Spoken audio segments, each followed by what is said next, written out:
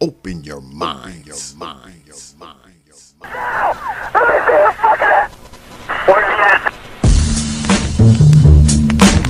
Hours of power. Hours of power. Hours of power. Hours of power. And so a community is where you control your police, you control your commerce, you control your education, you control your house. We don't control none of that. We live in a hood. Huh? Well, what about the Negroes that get out? Oh, well, see, my cousin, they say he's a multi-millionaire, almost at $1 billion. The Popular Thought Series. 3 PhDs, working on 2 more. Driving down the street in Chicago in his Rolls Royce, enjoying himself, and he hear these sirens and look through the mirror and see this cop car flashing lights. He squeezed the steering wheel, man. Heart beats fast. Because he knows the price of a Negro, what it could be. And then when that cop car passed him by, he said, thank God he wasn't after you in the first place, Paul. That Negro thing you can't get away from. It's universal. They wasn't coming after you. With all your millions, with your Rolls Royce, with your PhD, didn't help. That's the hood. Why do you think you never pick up the paper until you read over and over and see white families?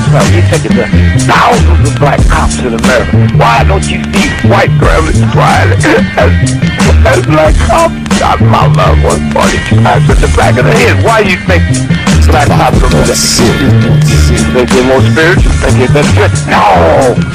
They got enough sense to know that white folks ain't gonna tolerate it. And I will stop in our neighborhood when we decide we will not tolerate it. Now, if we was organized, which is hard to organize people who are just gonna run crazy and you don't know you're crazy. But if we were, with the money we have, and the many people who would come to our aid that don't know what it's like to be a Negro, and we said, if we said, look, we saying, if we don't get a federal law to deal with police brutality, that anytime a cop or anybody carry a gun, have to have a license just like you to drive a car. And if you use it wrongly, you'll lose your license. And if it's upheld, you can never work again as a cop or a store guard or a private detective. How do you get Congress to push that through? Well, you take your economic power and you call on your friends, black, white, young and old, and say, this coming Christmas, if we don't have a federal law to outlaw police brutality by law, if we call them for a nationwide boycott of Christmas and it start on Thanksgiving. Well, let me tell you what that means. 79% of all retail in America happens between Thanksgiving and Christmas. People stay in business all year, lose money just for Christmas, huh? Well, what happens now? Flagstaff Avenue, Toys R Us, Sears and Roebuck, Westinghouse. They will get the bill, and all they got to do is make one phone call and say, Harry, that's the senator, I want that bill pushed through in 3 days. Okay, it's an economic thing. It's that simple. But we have the power, but the system has wiped us out so bad. Hours of power. Hours of power. Hours of power. San Antonio, Lincoln 6. Go ahead. Clear suspect down 10-4. 10-4. The officer is code 4. We have one suspect that's been shot. Open your mind. Your mind. Your mind.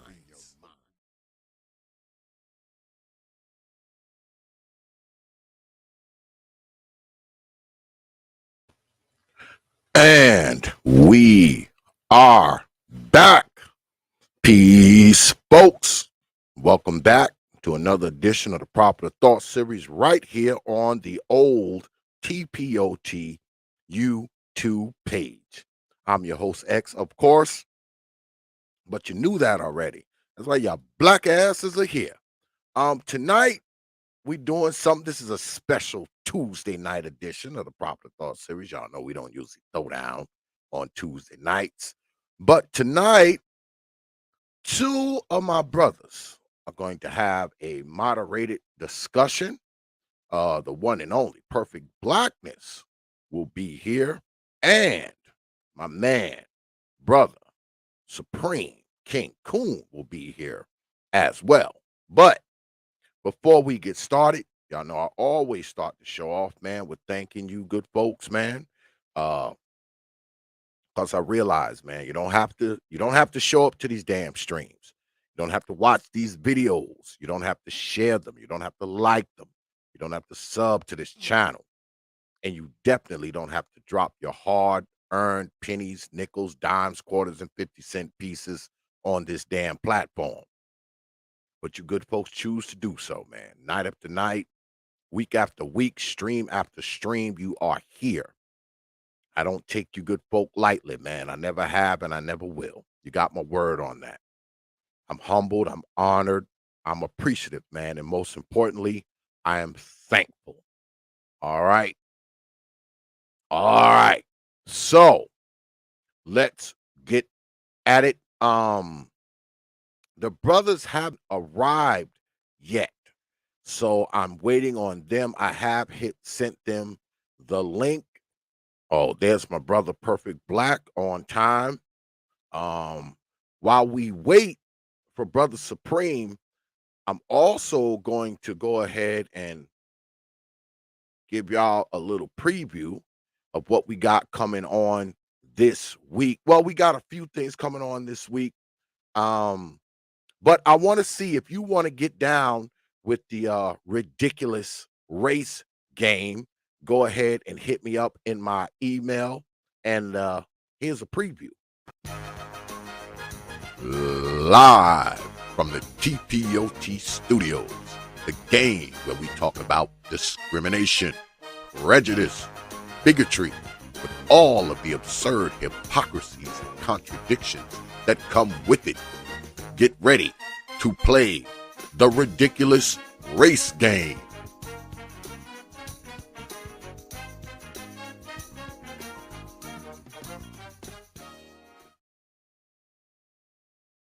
Yeah, it's the ridiculous race game. We do it every Saturday. We get a few people, man, a diverse panel, man, and we have some fun, man, and we talk some serious stuff, man, and we have a few laughs, at racism's expense. So if you wish to come through and play, you know what to do.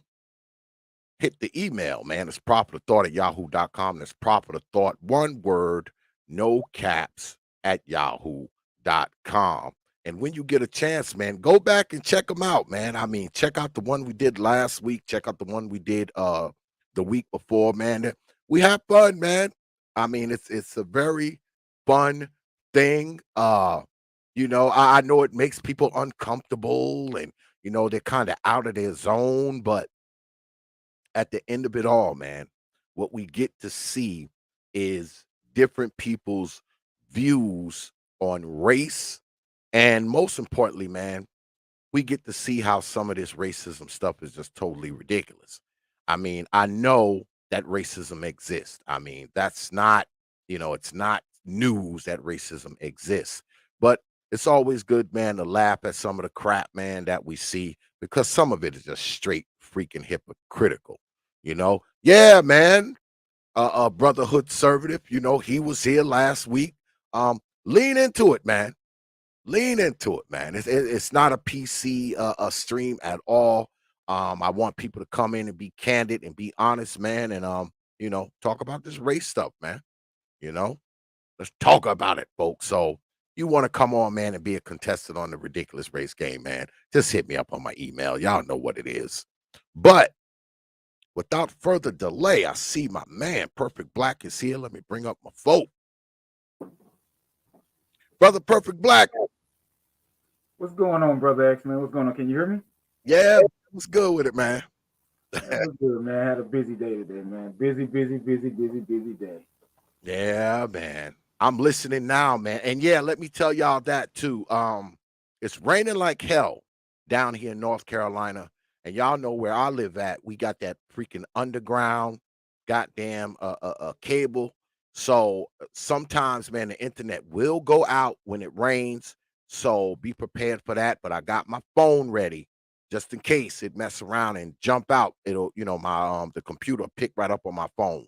So we shouldn't have any lag. We shouldn't lose too many seconds. So if it goes out, y'all know what happened because it's raining like hell outside, man. And we got that underground shit. So, whenever we get a bad rainstorm, man, we have problems with the damn internet, y'all. It's not my fault. It's Mother Nature's fault if shit go out. All right. All right. Brother Supreme has not arrived yet. He does know what we're doing. As a matter of fact, this is what I'm gonna do. Let me go ahead and call him. He might have got the time mixed up because I know he's in Texas, so he might have got the time mixed up. Go ahead and hit him up right quick. Let him know that we're waiting on him. I mean, he just did a stream, so he probably just unwinding with a drink or something. Now I don't know, but I'm about to. Yeah, because he just did a stream not too long ago. Let me see. Yeah, probably like relaxing, having a cognac or some shit, And he ain't answering the phone either.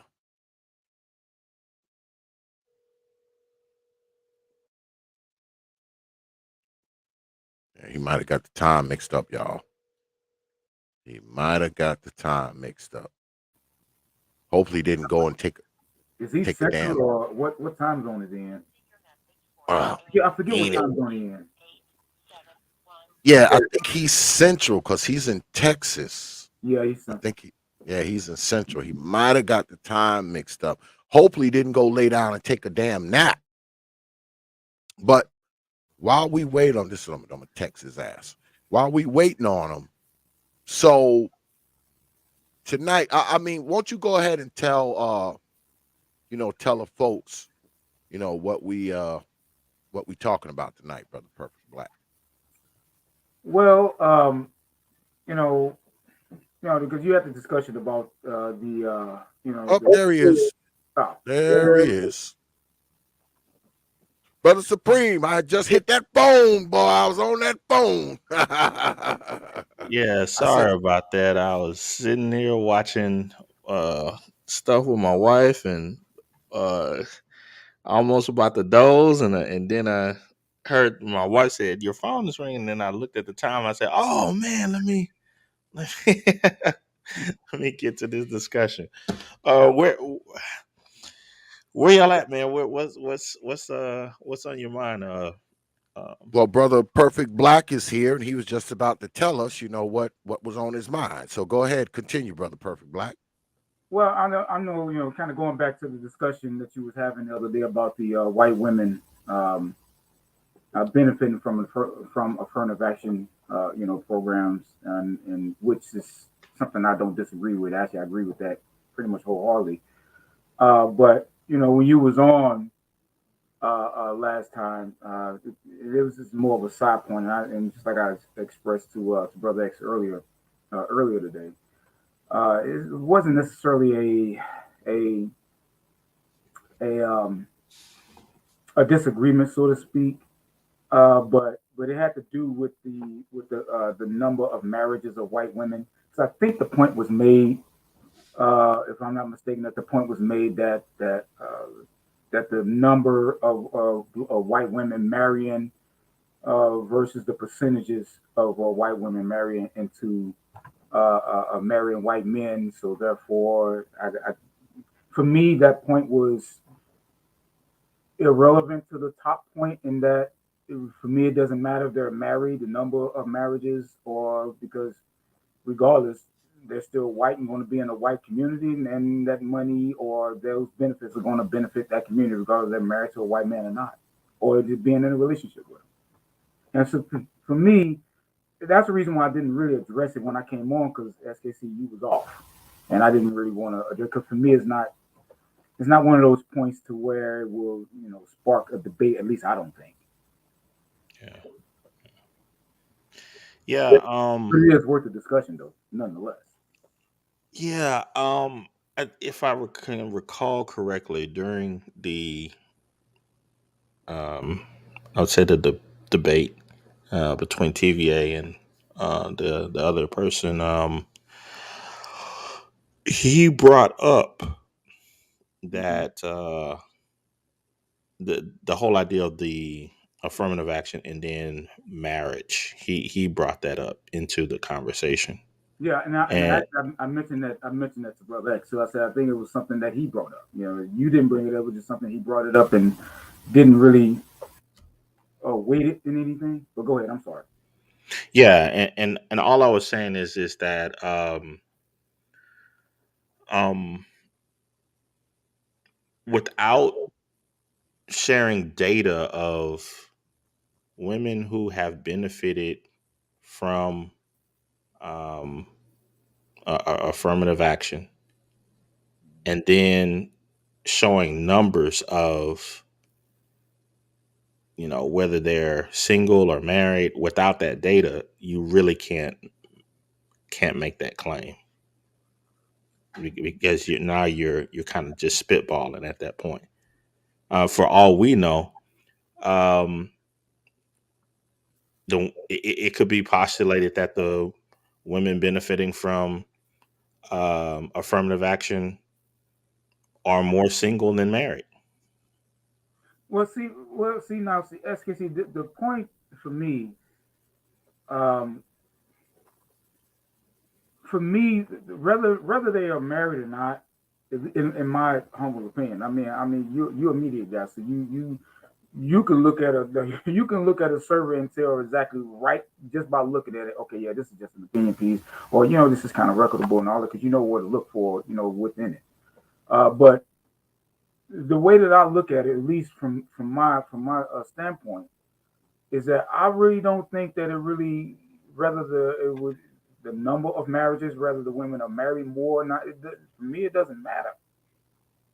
From my, I would say from my empirical, because I've been in corporate America for a long time, and I can tell you, at least from my empirical evidence, um, white women have indeed benefited far more than the black community as a whole in terms of affirmative action. I honestly don't think that that's been. I honestly don't think that that's in too much dispute, other than the point that people just don't want to discuss it. But I mean, again, I don't. And I say that not being able to actually point to any hardcore studies and all of that. I just haven't had the time. I'm pretty sure I can probably find them, but I just haven't had the time to actually fish and ferret that type of stuff out. But Yeah, but still though, these things have been written about as in opinion pieces and whatnot to point to that. And I don't really think a lot of it, even though that they may be opinion pieces, I'm really not sure that those opinion pieces be opinion pieces, though be that they may be. I'm not really sure that they've been debunked. I mean, if they have, yeah, go right ahead. I mean, let me know. But I don't think that they've been debunked. I mean, everybody can clearly see. Then I just don't think something that you can clearly see, having studies behind you, just gonna just to verify the obvious. I mean, we can clear anybody that works in corporate America that's honest can clearly see this. yeah, and that's when I came up to talk to TVA about it. A couple of people in the chat, they've kind of centered in on exactly how it was,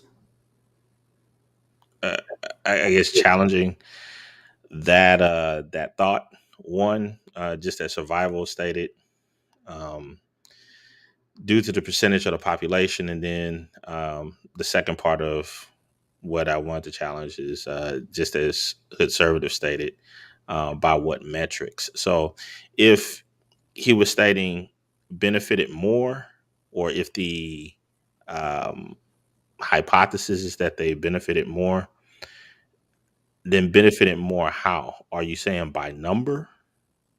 Hmm. And if you're saying by number, then we have to go by percentage because automatically there are more white people in the country to a 6-to-1 ratio than there are black people. So even if you stated, you know what, the if the law is balanced and the affirmative action is equal, and it says, you know what, we have to give 30, let's not even say 30, let's say 10% of these specialty groups, um, jobs or positions or the ability to get into these fields, so far as college or whatever else.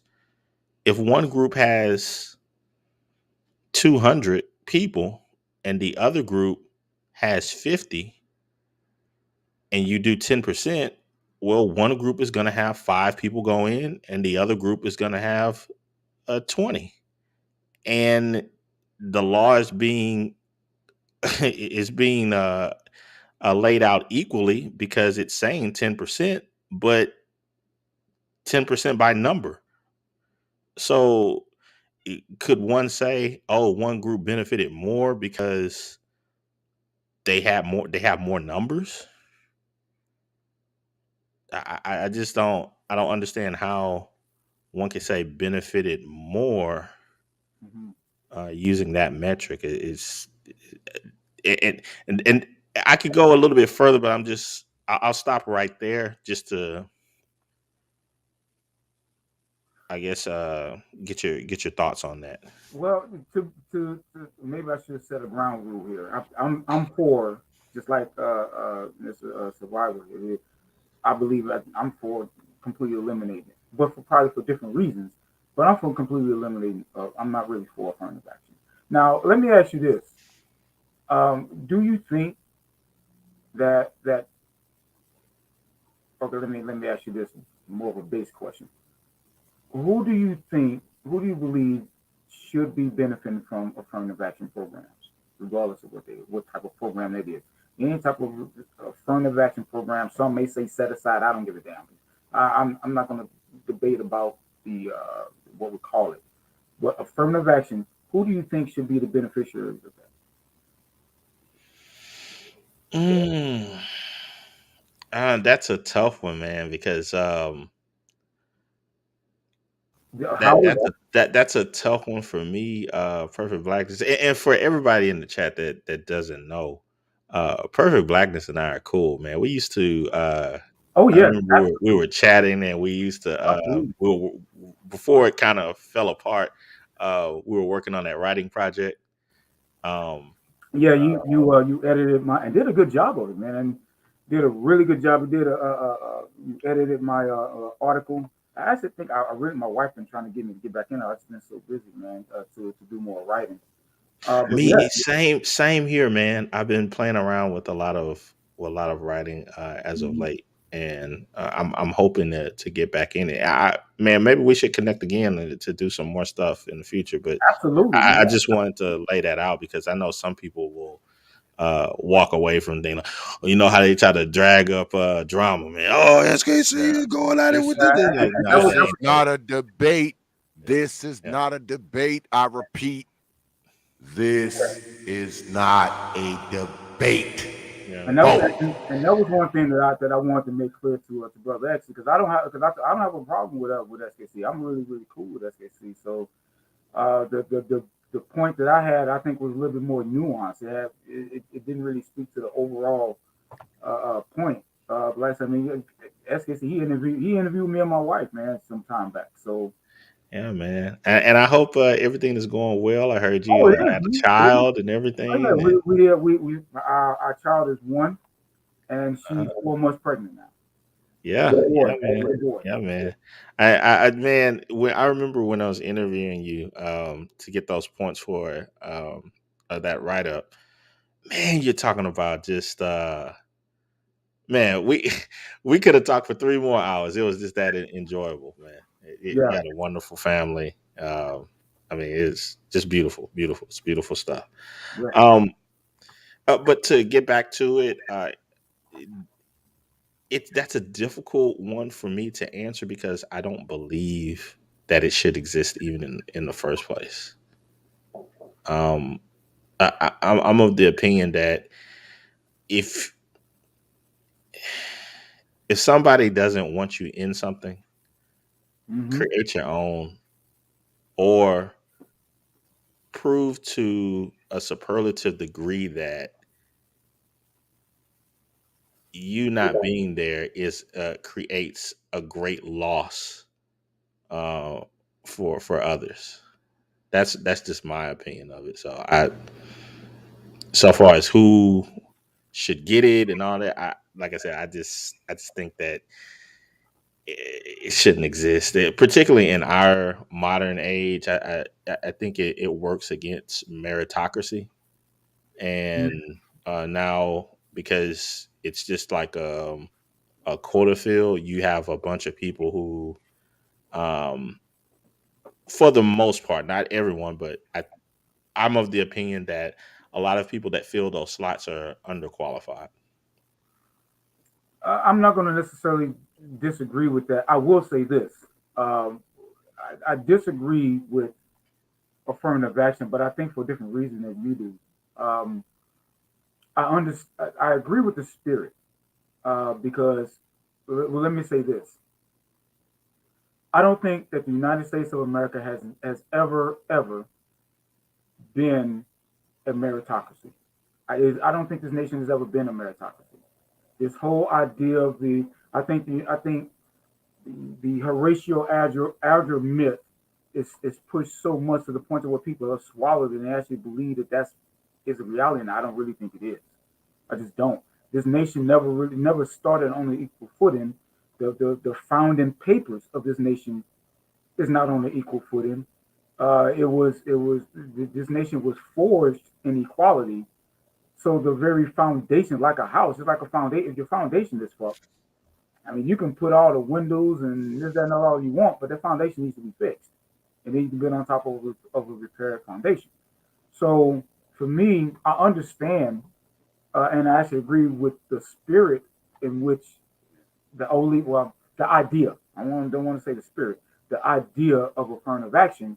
However, how it's been implemented and how it has been exercised in the United States has been done so, shall I say, in a very dishonest way, right? As evidenced by the fact of this conversation about the very fact that we're having a conversation about white women benefiting from affirmative action. To me, points to the dishonesty of the program in and of itself, of the nation's inability to be honest about uh, uh, um, implementing. And I mean, I'm talking generally. I'm not talking about anything specific. Implementing affirmative action which should have been specifically to Black Americans. Understand me, they don't want to do that. Now, personally, I think it should be just for Black Americans. However you want to see, you could say ADOS, you could say FBA, however you want to call it. But African American slave descendants of America, that's who it should be reserved for and reserved for only. Given the fact that that has not happened, and we can clearly see that that has not happened, then for me, I think we should just go ahead and abolish it altogether. Because on the Black side, I think too many Black Americans have used it more so as a crutch. They actually believe that that's what's going on when it really isn't. I believe that that affirmative action has been actually used. Affirmative action programs have been used to further spur divisions between Black males and Black females. And I would say Black females have gladly used that to their advantage because they know who the real enemy is of this nation. So for that reason, I say abolish the whole goddamn thing. Just do away with it. Because, like I Mm. said before, meritocracy doesn't exist in this nation. Oh, we talk about it, and I say we in general. The nation talks about it. They export that bullshit idea around the whole world, but that's not true. It's not true. So long as you have generations of families in this nation living on old enslaved money, you're not going to tell me that there's a meritocracy. I'm sorry, you never convinced me of that. So for me, a meritocracy doesn't exist. Now, does it exist in idea? Sure it does. But does it exist in reality for the most part? Not really. Mm. I guess I view the whole meritocracy thing a bit differently. I guess I temper it with the idea that, with the understanding that you're not going to have complete parity and fairness in any system, I'm not looking for but that. I, uh, that is a pipe dream too. You're right on that. I'm not looking for complete parity. I'm not looking for equality of outcomes. I'm not looking for that. yeah. But I do believe that if you have a person who has the talent to do whatever it is that, even if there's like some type of gatekeeper that's quote unquote preventing this person from getting into this or that. I just think that if a person is that talented that they can figure out ways to get around those challenges and come out better from it for it. That may entail going the long route of creating your own system or to just give an example. You like a lot of people put a lot of emphasis uh, on higher learning, and I understand if a person wants to be famed in education or something like that. I was like, okay, but if you have the talent for a particular skill set or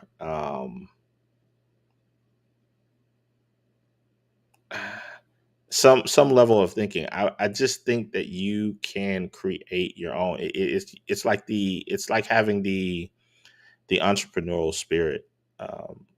You can figure out how to compete on your own, if you're not quote unquote accepted into some larger group. When we look at a lot of the business owners of today of some of the largest companies, a lot of Mhm. them um, were not accepted in some of the groups that they originally set out to be accepted in. That didn't stop them. They just stated, you know what, I'm going to do something different and I'm going to create my own junk. So, I, personally, I just think that's the route that people should take when confronted with those issues, instead of just um, doing this kabuki dance of wanting to belong. But yeah, I don't know. I guess that's just a little bit of the independent spirit in me. Well, let me interject for a minute. Do you brothers believe that affirmative action should be taken out of everything? Or are there specific areas where it should be eliminated? Because it affects a lot of things. Training programs, school, work. It, Well, it affects a lot of stuff. well, let me speak on that for just a second, because there was a thought that I didn't go into. Perfect Blackness, I agree with him when he stated that it's kind of used divisively for Black America and between the genders and all that. Yes, I agree. But I think a lot of that is to blame towards like the Black feminists of old. They are the ones that played the card of, we're not just Black, we're also women. Therefore, we want a little bit of the best of both worlds. So that opened the door in turn for white women. So if that card had not been played, then you don't know where we would be right now. But they're the one that opened that up. I mean, Gloria Steinem herself stated on several occasions that the most staunch down feminists of any group have always been Black women. And that everything that you just said is absolute facts, and it goes to and it kind of points to as to why I believe that affirmative action should be abolished. Um, I'll go a little bit further in saying this. Um, I strongly believe, and I've long believed that affirmative action actually gives America, or i.e., white America, or America in general, it gives America an actual shield, right? On the one hand, they're, they are exercising their affirmative action most insincerely. But the fact that but the fact that they have it shields them from any responsibility or from any responsibility of being actually fair or and gives them a scapegoat because they can use our women and say, well, we're hiring blacks and women while uh, uh, while holding out or holding back or whatever term that you would use black men. Right? And look, I'm in IT, and I can tell you right now, I can't tell you how much of overqualifications that we need, but I can also say that I've worked with. I'm not going to say names. I'm not going to say present right now, but I've worked with had team members who were black women who very often send the cases to me or people who are better qualified to really fix mundane things, or at least that would be more minute, small things. In other words, they're just not qualified as you talk about SKC. I will say this, especially I can't speak to no other field, but I can tell you in the tech field, if you see a black man in the tech field, trust me, he's overqualified. If you see a black woman in the tech field, chances are she's probably more of one of those affirmative action hires. So for me, I say take away the cover, take away the shield of America, snatch that son of a bitch down, so at least Black America can really see and be better equipped with the truth in terms of what their chances really are. Because you can't have a meritocracy in a house of cards. You can't say that you're in a meritocracy, but yet you have this whole thing, this whole apparatus in place to where you can actually legally discriminate against people on the low, and you have it in a way to where you can do it, and nobody can point to say, "Hey, you discriminate against," because they can hold up. Well, I got this. So for me, I say take away the whole goddamn thing. Take it away. Yeah, I mean that's one solution to it. And I agree. Nevertheless, the problem is it's not people like you and I, or um, like my wife is right here, and babe, in all of the different places that you've been, how many times have you had to work beside someone who is severely unqualified?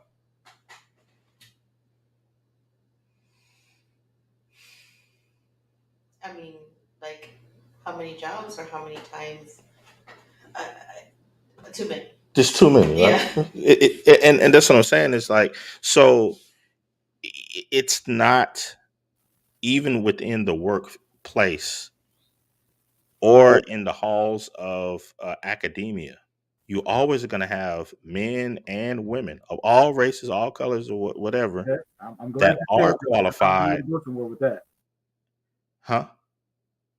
No, I was going to say I'm glad you said that when you said all races because almost in every because I'm in management senior level now, and Hmm. I can't tell you how many white boys that I've had to train on things that they really should be knowing based upon the resume that they came in with.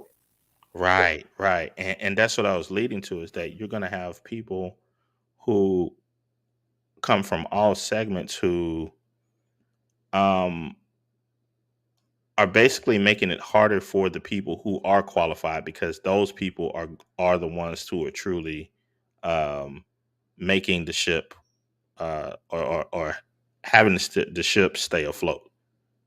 So you're putting on people who are just there sucking up air, wasting time, or being highly inefficient. Um, and then you have a group of people who are super qualified, who are doing the job of two to three or maybe even four people. Um, that's what I think that setup eventually creates, because um, And that's heavy in the IT field. yeah. We call them low pros because I Mm. was one for a very long time. When But I learned on the back end of what I really was and what I was really doing for these companies and these teams, yeah, I was a low pro.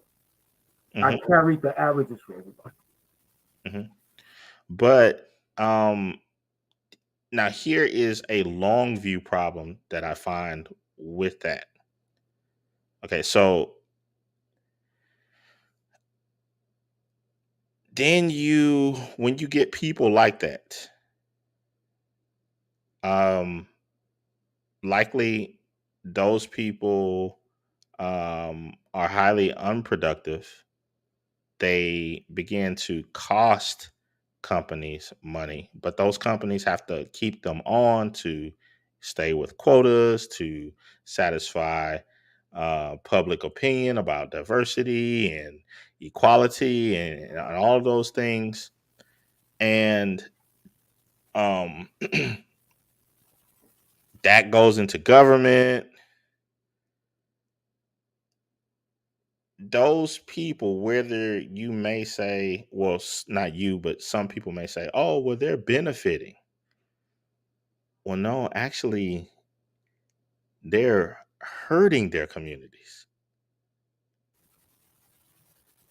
Now, that may be kind of hard to follow because one would say, well, the immediate gain is, oh, they're just getting this money.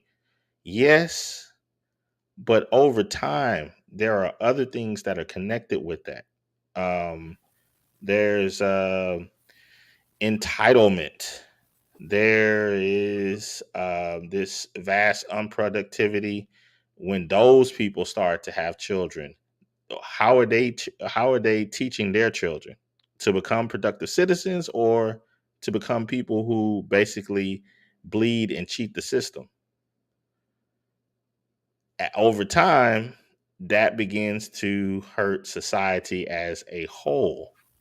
And I think that's what the main I would say result or export of what Good Mother was eventually going to get to was that if you say all of this money is going into quote unquote white communities, they're benefiting by numbers and all of that. Okay, well then, if all of that is occurring, why are they having a negative population? Their population growth is at a net negative. Okay, see, and that was another thing too. Um, I don't know. I don't think one has anything to do with the other, or I don't think one benefits the other. I think one is, I don't want to say irrelevant. I just don't think you can look at that metric and say that it matters in terms of uh, uh, uh, the phenomena of women or white women benefiting from affirmative action. Now, now, I, now, I, I and just, now I understand. I understand where what you're saying with that, but that's why I was saying from the beginning by what metric, and also if you add in the thought about if because no one else brought that up. TVA had brought that up, the whole thing about the marriage, and I mhm. was like, Right, yeah, I know. whoa! Yep. If you bring up marriage after that, you have to bring in children because that's one of the major reasons that people get married.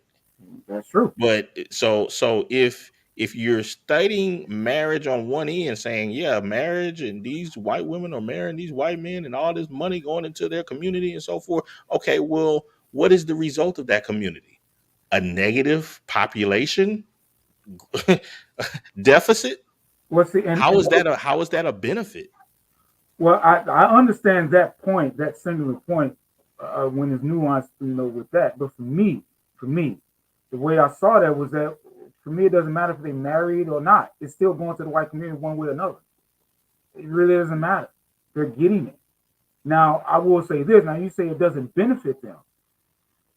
Okay. Number one, how does it? Well, you said because of negative birth rates, but again, I don't really square those two. I don't square that circle those two together. I just don't. Me personally, I don't. Um, and a lot of it has to do with the fact because I, I don't know what the stat is on that, but the more you educate the women, the birth rate kind of goes down. You got that type of phenomenon, but still, regardless, if white women are benefiting more from affirmative action, and we know they're going to spend more, marry more, date more, have more children within the white community, that money, resources, benefits are all going to go there. And I really just hate just limiting it just to money because you're talking about resources, talking about opportunity, you're talking about all kinds of things, right? So, But you see what you just brought up though. You said even you said they're gonna marry more, they're gonna have children, well, but see, but I wasn't using marriage to anchor anything. mhm. Marriage in and of itself is not my anchor for to weigh it down.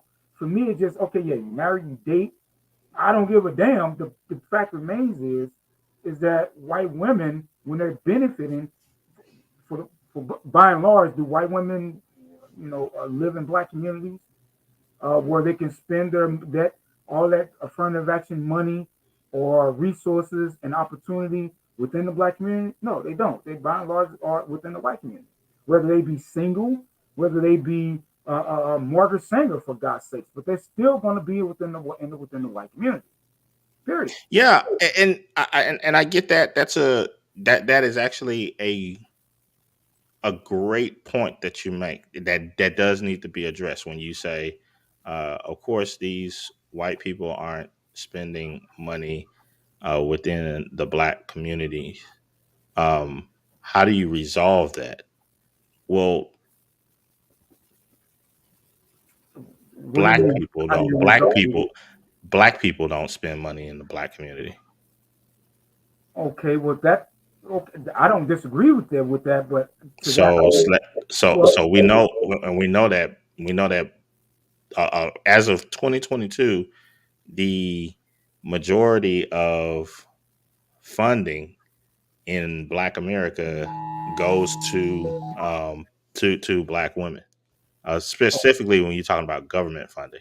okay, that So SAC I don't disagree with, but that's not the discussion.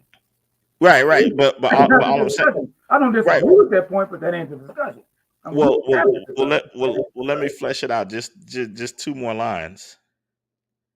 Even with what they have right now, they don't spend it in black communities. So let's say if it was the exact opposite, we don't have we don't have a there's nothing to suggest that that money would be going into anything to help black people anyway, because with the money that they're getting now, it doesn't help black people.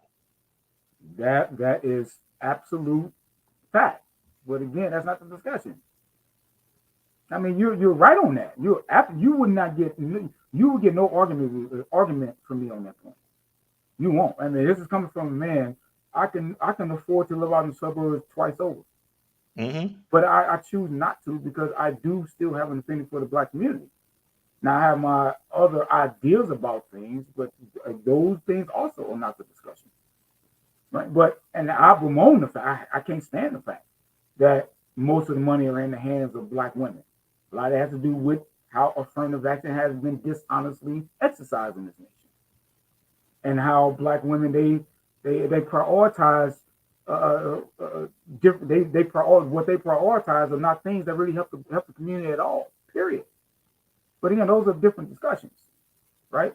So, but when we're talking about white women being the I would say the chief benefactors, the chief beneficiaries of affirmative action, and the fact that one way or another that money finds its that those resources, the money, the opportunities, and all that finds itself right back into the very hands of the people who are exercising, who are implementing affirmative action. Then for me, for me, it's useless. It's a useless program. Actually, I would say it is spitefully used against Black America. So get rid of it. Get rid of it. Like I said, I agree. I agree with that. Instead of an opinion piece, I just wish there could be some sort of metric that is set up to to show the quantitative data about how there is this massive benefit. And if one says numbers, then of course the only thing that I'm going to present is like, okay, so we're dealing with different population ratios, a 6-to-1 ratio. So if you can show me that within that ratio that there's a discrepancy, yeah, I'll agree. But no one has done that. There's only been just, as people would say, well, there's raw numbers. Oh, I go to this place and there's 100 white women doing this, and there's only I don't know 6 or 7 black women doing, and I'm like, okay, um, that Well, that's not really that's evidence. your That's empirical that, evidence. That's yeah, yeah, that's your that's your anecdote. But if you do a study on it and you show me that the ratio is off, I'll agree with you. But I just haven't seen that study. well, I agree with you on that. I haven't seen the study, but I would say, is that a type of study? Uh, is that a type of study that America actually wants to see? And how would that type of study be financed? Much like the same type of thing of how if someone did a study on or wanted to do a study or wanted to be sponsored on a study on the amounts, the raw data of amounts of false allegations in family courts, right? I mean, I don't. I to date, I really haven't seen any numbers on that. But from what I do know, from what I've been told by attorneys personally, they don't want those numbers, and they don't want no. They don't. The legal industry don't want any part of that type of study because they know that that is among one of the black areas, the dark areas, the real dark areas of the law in the legal industry that they roundly, pretty much, have a gentleman's agreement to not even touch. Could this be one of those type of things? I mean, I have no idea, but at that point, you have to admit that, and I'm not saying that they're wrong, because there are some that are absolutely spot on and correct. But at that point, we are um, going into the field of conspiracy. Now, whether it can be proved true or not, that, yeah, I'm not stating that it can't, but we're speculating. Yeah, you're right. We're speculating, but I won't go so far. At least not me. I'm not one of these conspiracy nuts. I'm just not. I'm not a conspiracy nuts, but I am an advocate of looking at things for what they are. I said I'm not a lawyer, but I did study law for a while, Yeah, and yeah, and I think that that people should have every right, and with great, there has been many historical accounts to give people a rightful mistrust of certain things. Yes, I won't deny that, but we still have to present proof, and it has to be valid. I don't disagree with you on that. I really don't. I'm just saying that to the extent that those studies, that you would be that a person like yourself would be wanting to see. And I'm gonna be honest, I would love to see those numbers. I would love to see that because Yeah, I have a real good hunch of how those numbers would look. But you need those type of studies. They need to be sponsored. You yeah. need people to actually pay for them. And those and then the people that pay for them tend to have deep pockets. We're talking media pockets and all that. And I can tell you right now, at least, and again, this is empirical. This is my anecdotal experience. From studying law and then turning and being in the legal field at least for a brief time. These are not things that these dark places within the law they don't want to touch. Nobody wants to touch them. Nobody. When it comes to, for example, like false allegations and stuff like that, I did a for prosecutors don't want to touch it, even when they have the evidence right in their face. They don't want to touch it. They don't want to touch it. And not You only know, that type of stuff, they just bury. They don't even want to think about it, and they're not going to give up that type of number. So when you talk about doing those type of studies, you do have to have cooperating subjects. And in this okay. way, and in this type of discussion, that type of discussion, we're talking about lawyers, we're talking about DAs, we're talking about prosecuting attorneys, and that type of stuff. They're not going to be cooperative. They're just not.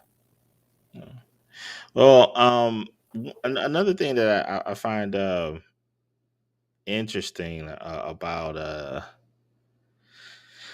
some of the pieces that have been written, like take for instance, and I'm not, throwing a shot.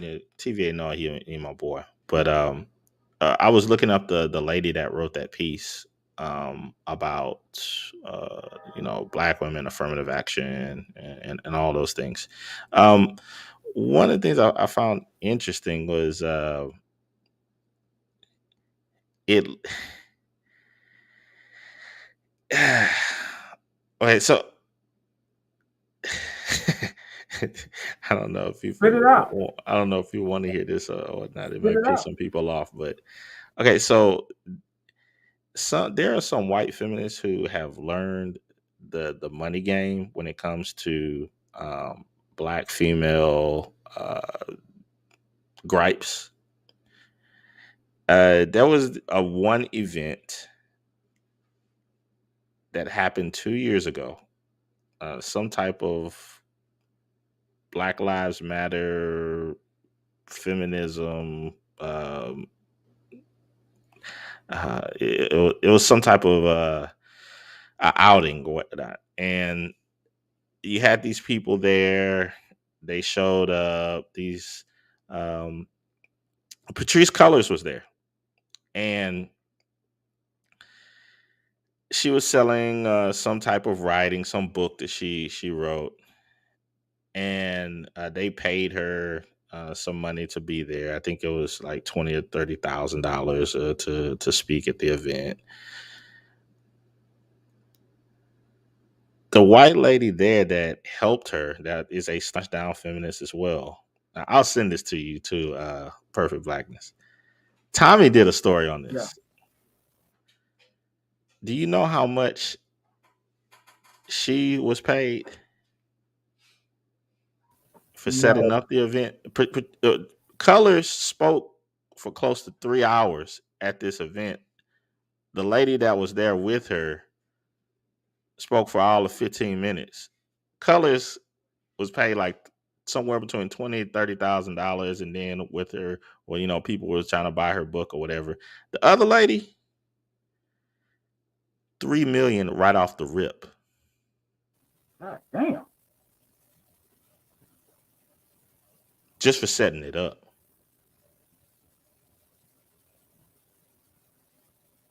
So yeah, it sounds cool to have this lady sitting up here talking about, yeah, black women, they are more disadvantaged than us white women. We need to step out of the way, and we have been reaping the benefits from them, and such and such. And then she walk away with $3 million, while Patrice Cullors just talked for close to 3 hours and got 30 grand. See, yeah, and people would come back and say, "Oh yeah, even this feminist white woman, she wrote this saying that the white women benefited." Yeah, but she getting paid. She's getting paid. You can go on Amazon right now, and you will find a wealth of books from non-black women who have wrote feminist titled books talking about how we as white women or women of this or color or blah blah blah, we have been uh um we need to step out of the way, and we need to understand black women's plight, this this much and such and such. Yeah, they'll write all that just as long as you buy the book.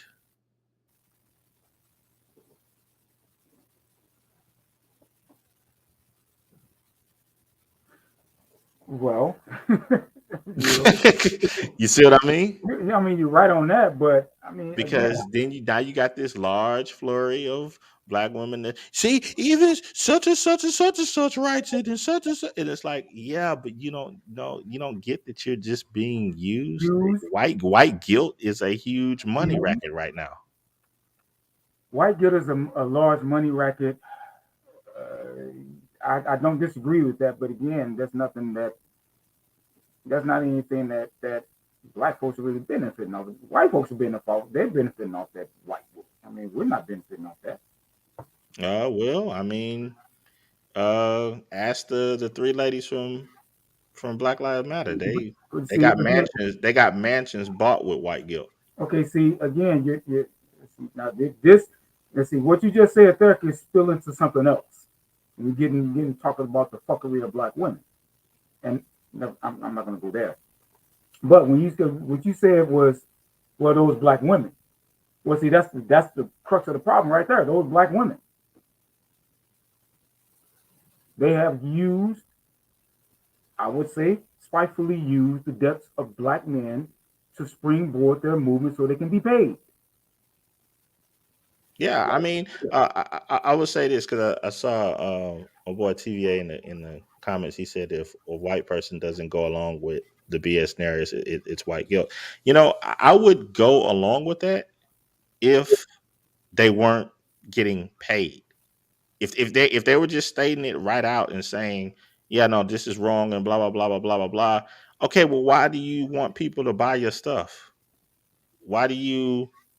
Why would you want to? If it is as it is, why do you want financial gain But see, from that? but black women, as bad as some of them have been, they're not the chief benefit. They're not benefiting from white guilt more than the white community, in particular white liberals. You're correct. There's only a select few that have won off of that, and Right. even them, uh, some of their handlers people have won more. So I mean, yeah, you're right. It's a racket that it makes certain people feel good, Right. So I but mean, these BLM women, they're on the margins of the real profit of that.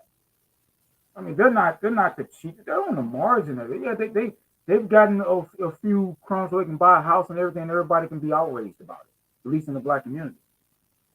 But when you talk about white guilt, yeah, that's out there, but they're benefiting from it. So what difference does it make? You're talking about two, as the proverbial, two different sides of the same coin.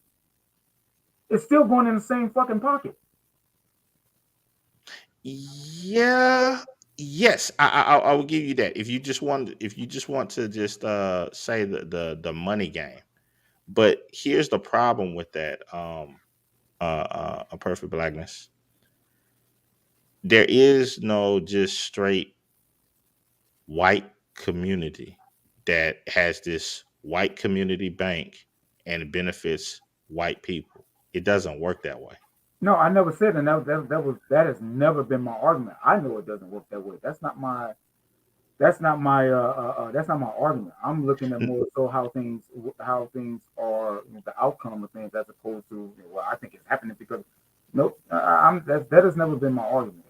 Yeah, it's one of those weird things. It's kind of like the sin G type of. Oh God. And I know it's not your argument, but I'm saying sometimes people throw it up like her with this whole thing of this like polarized of this. There's this black community and there's this white community, and all that money is going to these white people, and it's like no, they have a lot of internal battles and um, believe it or not, there's a lot of white feminists and white men that don't get along with each other, and giving a lot of money to the white feminists does not help white men at all. It hurts their power base and all of that stuff. So I just, You're right on that. it, It does hurt that it, all it, based on all of that. But when you talk about white white just as a like community, giving, it's not the money's still not going nowhere. It's still there.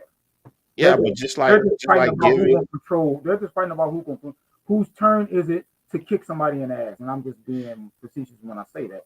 It's Yeah, just, whose turn is it to kick their ass?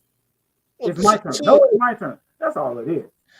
I don't know, man, because put it this way: you think around with black people,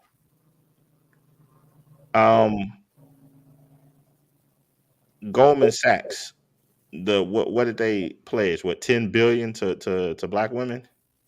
How does that help black people? Again, that goes into that is an example of what I say about how they have dishonestly exercised affirmative action. Okay, so That is a weaponization of affirmative action within the black community.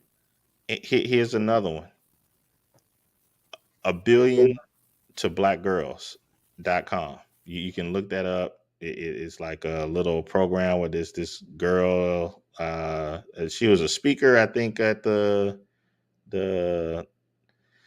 some presidential the inauguration, and Yet another weaponization of affirmative action. What happened to Barack Obama and his my brother's keepers, and who were the spearhead of us of tanking that?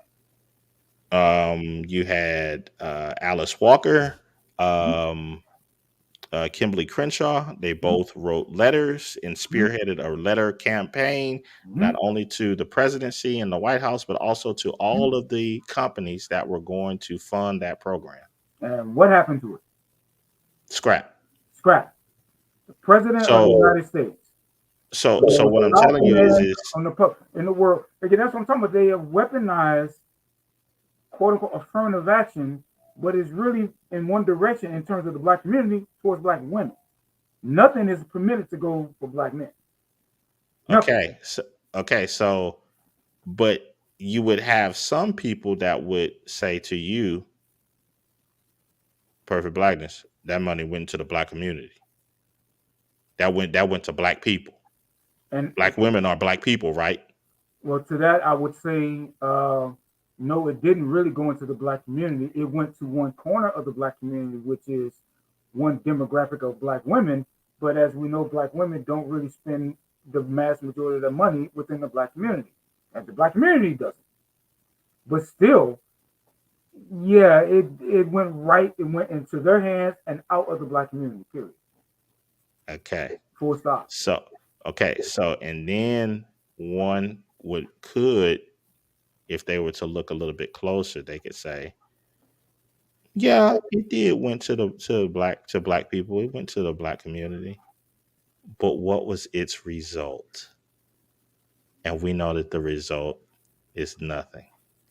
And the same could be stated of a lot of the groups of the quote unquote white women with affirmative action of this and that. A lot of the results actually hurt that community, which is why you can't say a certain group of people are getting a bunch of resources, a bunch of money, and then over decades of time, continuously having a negative population deficit. But see, I don't think, and that doesn't make any sense. That's where I would kind of be on a different side there, because I don't think using population growth as a metric of benefit to be able to point to say, yeah, it's really not benefiting. No, it is. Just because you have a lot of educated feminist white women, and with their men allowing them to be feminist white women and wrecking shit up, but they still are spending that money, resources, opportunity, and all of that within the white community. They're still doing it. So whether or not they may be feuding, they may be fighting and all of that type of shit, the police may be called over there, but it's still helping their community.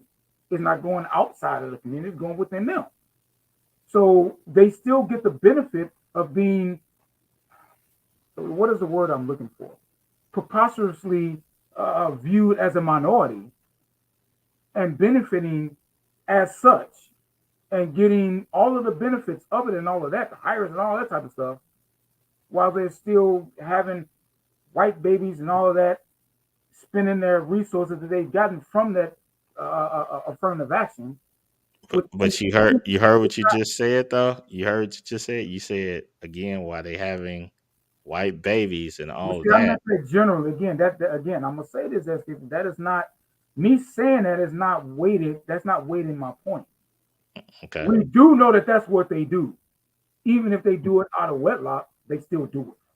but that's what I'm saying is I'm not talking about wedlock or out of wedlock or any of that. I'm saying overall, when you look at the chessboard, the pieces are falling, and you can't replace them. Well, see, I don't It's think like it they may be doesn't matter. falling, It but I don't doesn't think matter they're how falling. much money you get. It doesn't matter how much wealth you grasp and all of that, all the resources that you get. If people want to do this whole group talk, so far as grouping people into the races and all of that, okay, if that's what you want to do, go ahead. But once you do that and you look at that group over the last few decades, they're they're at a population deficit. Well, see, that's That means all of the babies and stuff that's not happening. okay. Well, I think your point turns on it relies upon a equitable circumstance. In other words, an equitable circumstance between whites and blacks in order for that to work. Because you're comparing one group who have been systemically held back. That's just the word that I'm using, held back over the decades, over the generations, while one group is still maintaining itself into a power dynamic. Yeah, they're having this feminist things and all that. So therefore, feminism, while it hurt, it is a negative, is a net negative for both groups. It affects both groups vastly different. See, because the men in this community is the pariah of the nation, while the men in that community, while feminism hurts them, they are still the most powerful demographic on the planet. So we're talking about two different things here. So you can't compare the two that way because to do so, you need an equitable circumstance to environment in order to adequately compare the two. To say that the both are being that they're both are losing. Because So I can point to the black community losing with the feminism and all of that. But see, whatever losses that feminism gives to the white community, they can make a good portion of that up with their white women benefiting from affirmative action. so you said the most powerful, they hold the most powerful. I said the most powerful demographic on the planet. Okay. Well, no. You Would s- you disagree with that? yeah, yeah. In So 2022, you would disagree. You would that disagree. that's debatable, man, because when you have Okay, a that's group fine. that So you they would can't disagree that that can't even say certain things without just being torn out the frame. I mean, okay. So you would disagree that the most powerful demographic on the planet today is still the white male. You would disagree with that. I don't agree with that. I Okay. don't agree with that, man. I mean, Hey, give me take 1 minute. I'll be right back. Give me 1 minute. I'll be right back. I'm not. I gotta go use the bathroom. I'll be right back. okay. Yeah, I I'll explain it again when he gets back here, but um in a time where you could be at the top of your field, like take for instance a person like uh a a Joe Rogan, and he has to be in fear of losing everything over a word. I don't know. That doesn't sound like a lot of power. Well, that plays into the whole privilege thing, or the lack thereof, right? Um, yeah, that plays into that. I mean, and by the way, man, this conversation is going really good, man. I'm just sitting back here, man. I got me something to eat. I don't gotta jump in. This is magnificent. And a couple people wrote me. I wrote you back. You said you want to come on this Saturday for the ridiculous race game. It's going down Saturday night, 8 p.m. I wrote everybody back who wrote me. I think we're going to have another good panel. We got a few new people. I'm trying to bring some people who were on the first one back, and maybe the second one too. So go ahead and hit me up, man. And we're going to throw down Saturday night, y'all, 8 p.m. Eastern time, right here on the T.P.O.T YouTube page. You know. Go ahead, brothers. Y'all got it. Now, I'm just saying that it's just odd to me that people can say power, but there are a lot of things that other groups of people, black women included, and black men, can say just outright. Uh, and if it was a white person, particularly a white male that said it, they're done. They are done. So I'm like, what? I, Okay, I'm back. I'm sorry about that. Nah, I was just saying, perfect black. We're living in a time now where there there's places where black men, and particularly though black women and women of other races and colors, I would even say white women too, can say certain things and they're fine. And if it was a white dude that said the exact same thing, they're done. I don't doubt No that. questions asked. You'll never get in an argument with me out of that. You will not get in any argument with me out of that. So I just don't understand how that's a seat of power. See, Everyone else I can wasn't. exercise I, their right of free speech. You I say wasn't. it though Okay, let me ask you this. because you're the wrong color and gender, and you're done, and that's a seat of That's power. not. That's not what I'm saying. That is not. So who would you say? What demographic of the planet holds more more of a handful of the financial power in the world? Not just in this nation, but of the world. Would it be white women? I'm talking directly. I'm not talking about whether wives got directly. Who?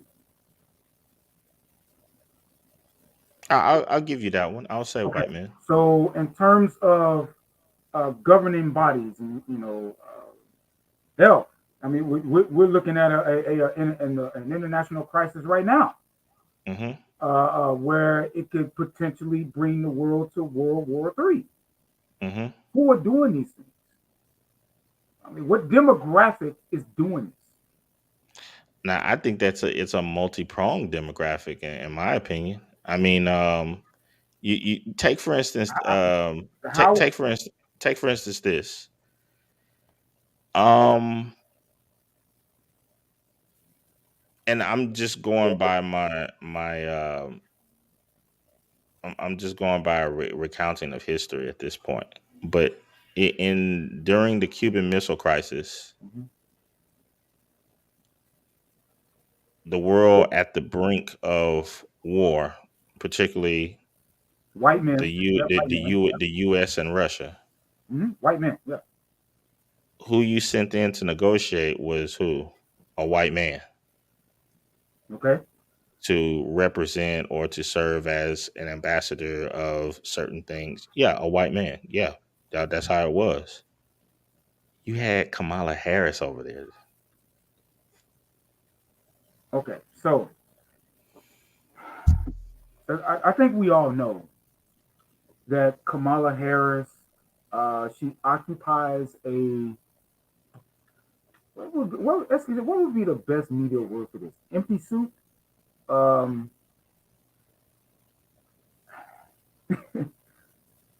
her, I, I don't know anyone serious in the political world who actually takes her serious. I don't. She has been so far in the background. No one would forget about demographics. No one would mistake her role as like a Dick Cheney. No one. Who among us would say, yeah, Kamala Harris is, I can't be, she is indistinguishable between Darth Vader himself. And I've never called him that, but that's what people always call him, right? I think everybody knows that Kamala Harris is really, she is wielding no power anywhere within the administration, anywhere. And to the extent that she's sent anywhere, the decision was likely already made before she even got wherever it is that she was sent to go.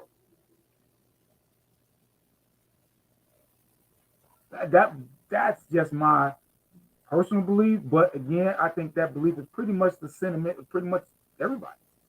I don't know nobody who takes Kamala Harris serious. Do you brothers I, believe that Kamala Harris is a product of affirmative action? Is she one of the end results of affirmative action? and Kamala Harris, you're reading my mind, Xavier. um, Kamala Harris, is she a result of affirmative action? I don't think so. I think that she was more of it was more political opportunity. I think personally, I think that the Democrat Party they want. I think that they seek to replace, if you will, the black vote, and they're going to use black women to usher that replacement in. Who are they replacing with? It can be anybody, but that's who I think. That's who I think that they're what her appointment is for. If you want to call it affirmative action, y'all gotta forgive my daughter. You're gonna call it affirmative action. I won't necessarily do that, but I won't be offended if someone did say, "Yeah, that's affirmative action." But I think her appointment is a little bit more insidious, if you will. All I would say is that I agree with regular Degula. I'll just read it verbatim. Her race and gender was her only qualifications for her position. I would not disagree with that, SKC. I would not disagree with that. And yet, she's in the number two slot. Yes, and she is in the number two slot, but I don't think she will. I don't think she wields much power. To be honest, It's like the I um think she provides nothing more than optics. I personally believe she provides nothing more than optics, and like many, and I refuse to call her a Black American woman, but just for the sake of conversation, I'll say like many Black American women, she is totally comfortable with being appointed to a high position to just be optics. that's a in TVA brought up something that I thought is interesting. It's an interesting comparison. If you were to make the comparison, perfect blackness, who would you say is more politically savvy and um, dare I say it, more qualified? And I know it's for you to be a lesser of two evils type of thing, but just by going by just from your opinion, Kamala or Hillary? Neither. No, I mean if you had to pick one, who is more politically savvy? Politically savvy. Hmm. If it just left just to that and that alone, of course, I would say probably maybe Hillary. But I'm still going to say neither because I don't think I'm going to say neither. But if you say politically savvy, I don't. Well, I mean, if you just even if we had to say qualified, you would say neither. But if you just had to pick out of the two, and you said, "Good grief, these are my only choices," who knows more about what they're doing in this arena? Who would it be? I would if you put a gun to my head and force me to pick, I would definitely say Hillary. And it's as simple as that. It's like, yeah, people can hate her. I don't like the lady or whatever. I think that she's a doggone a succubus. But um,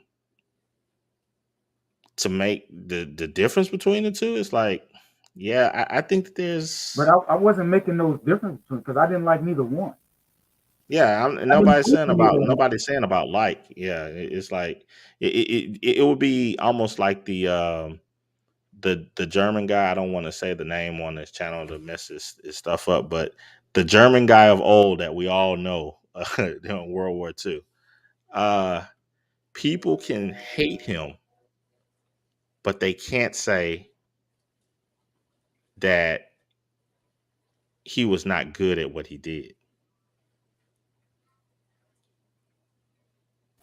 No, I can't disagree there. I mean, hell, Hitler was also. I'm not going. Hitler He was good was, at what he did, but that doesn't yeah, make yeah, him good. and yeah, that's what I'm saying. I'm not He was saying good nobody. at what Yet he you had did.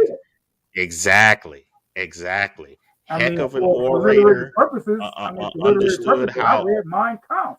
Doesn't mean I agree with any goddamn thing in it, but I read it Yeah, anyway yeah, for literary reasons. yeah. And that's not the argument. The argument is just so far as when a person says qualified doesn't mean that they're a good person. There are a lot of CEOs that are highly qualified that are horrible people, but they're highly qualified for the position. Yeah, you're right. I think that word qualified when you start to get to certain positions, I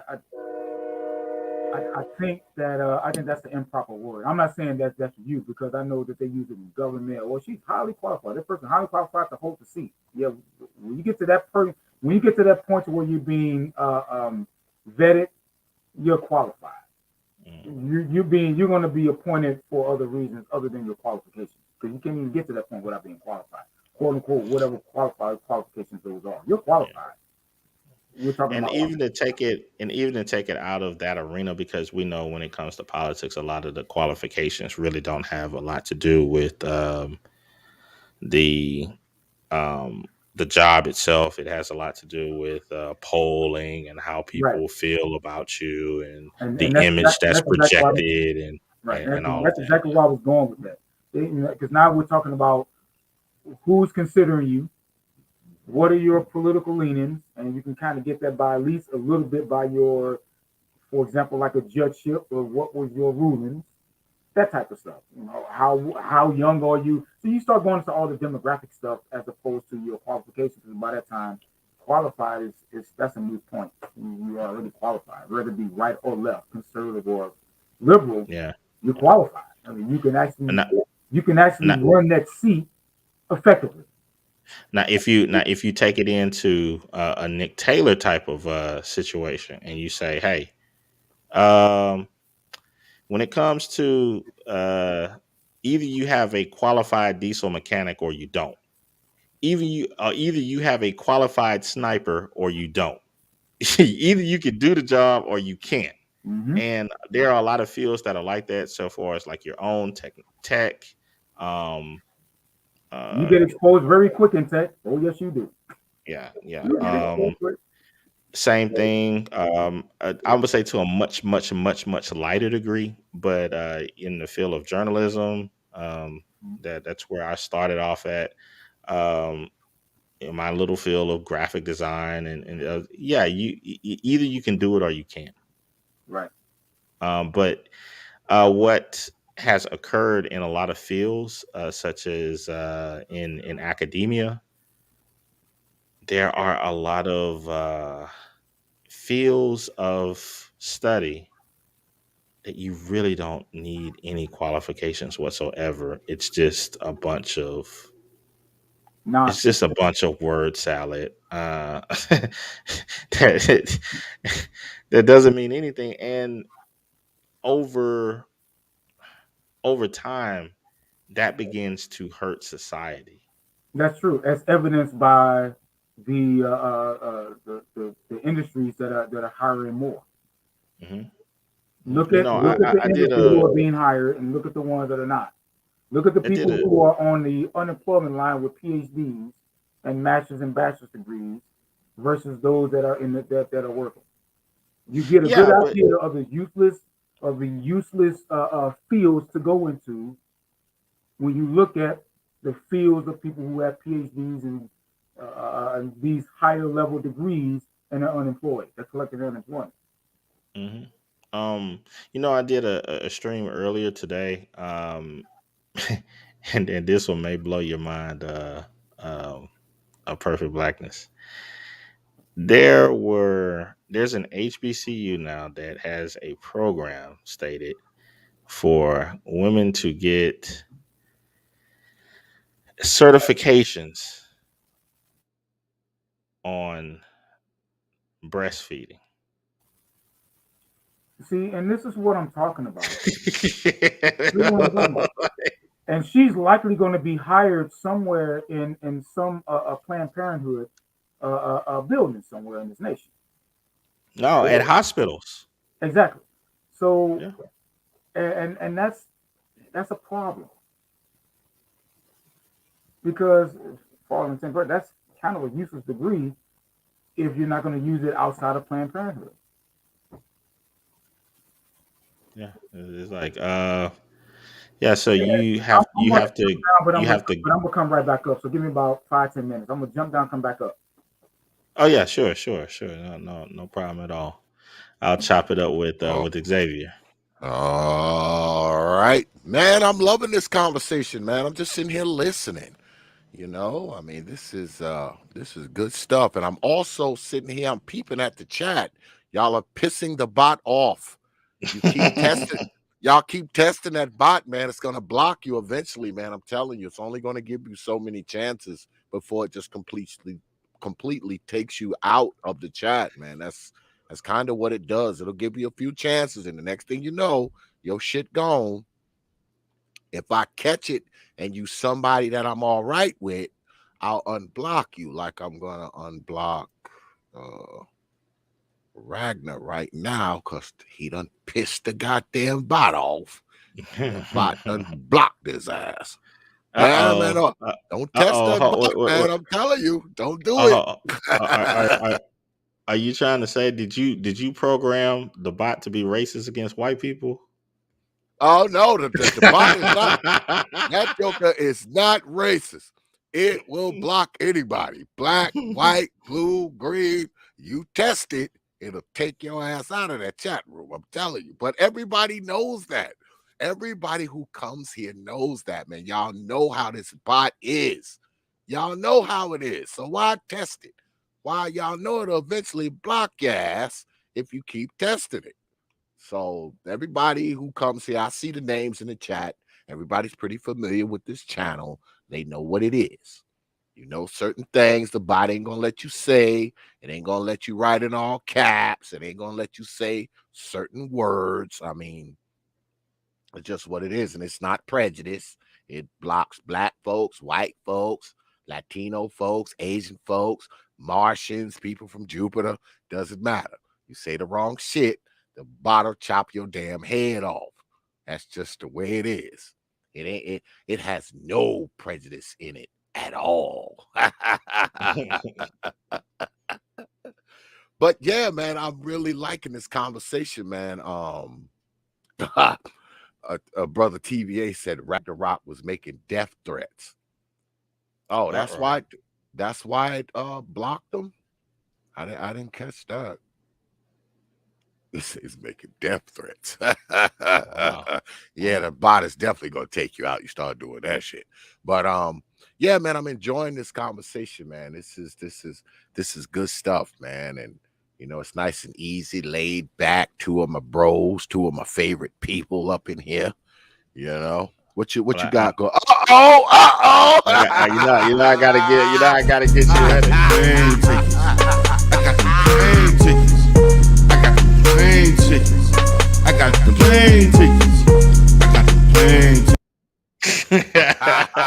Man, you gotta send me this damn clip, man. I got the plane tickets. I got the plane tickets. I got the plane tickets. I got the plane tickets. I got the plane tickets. Yeah, man.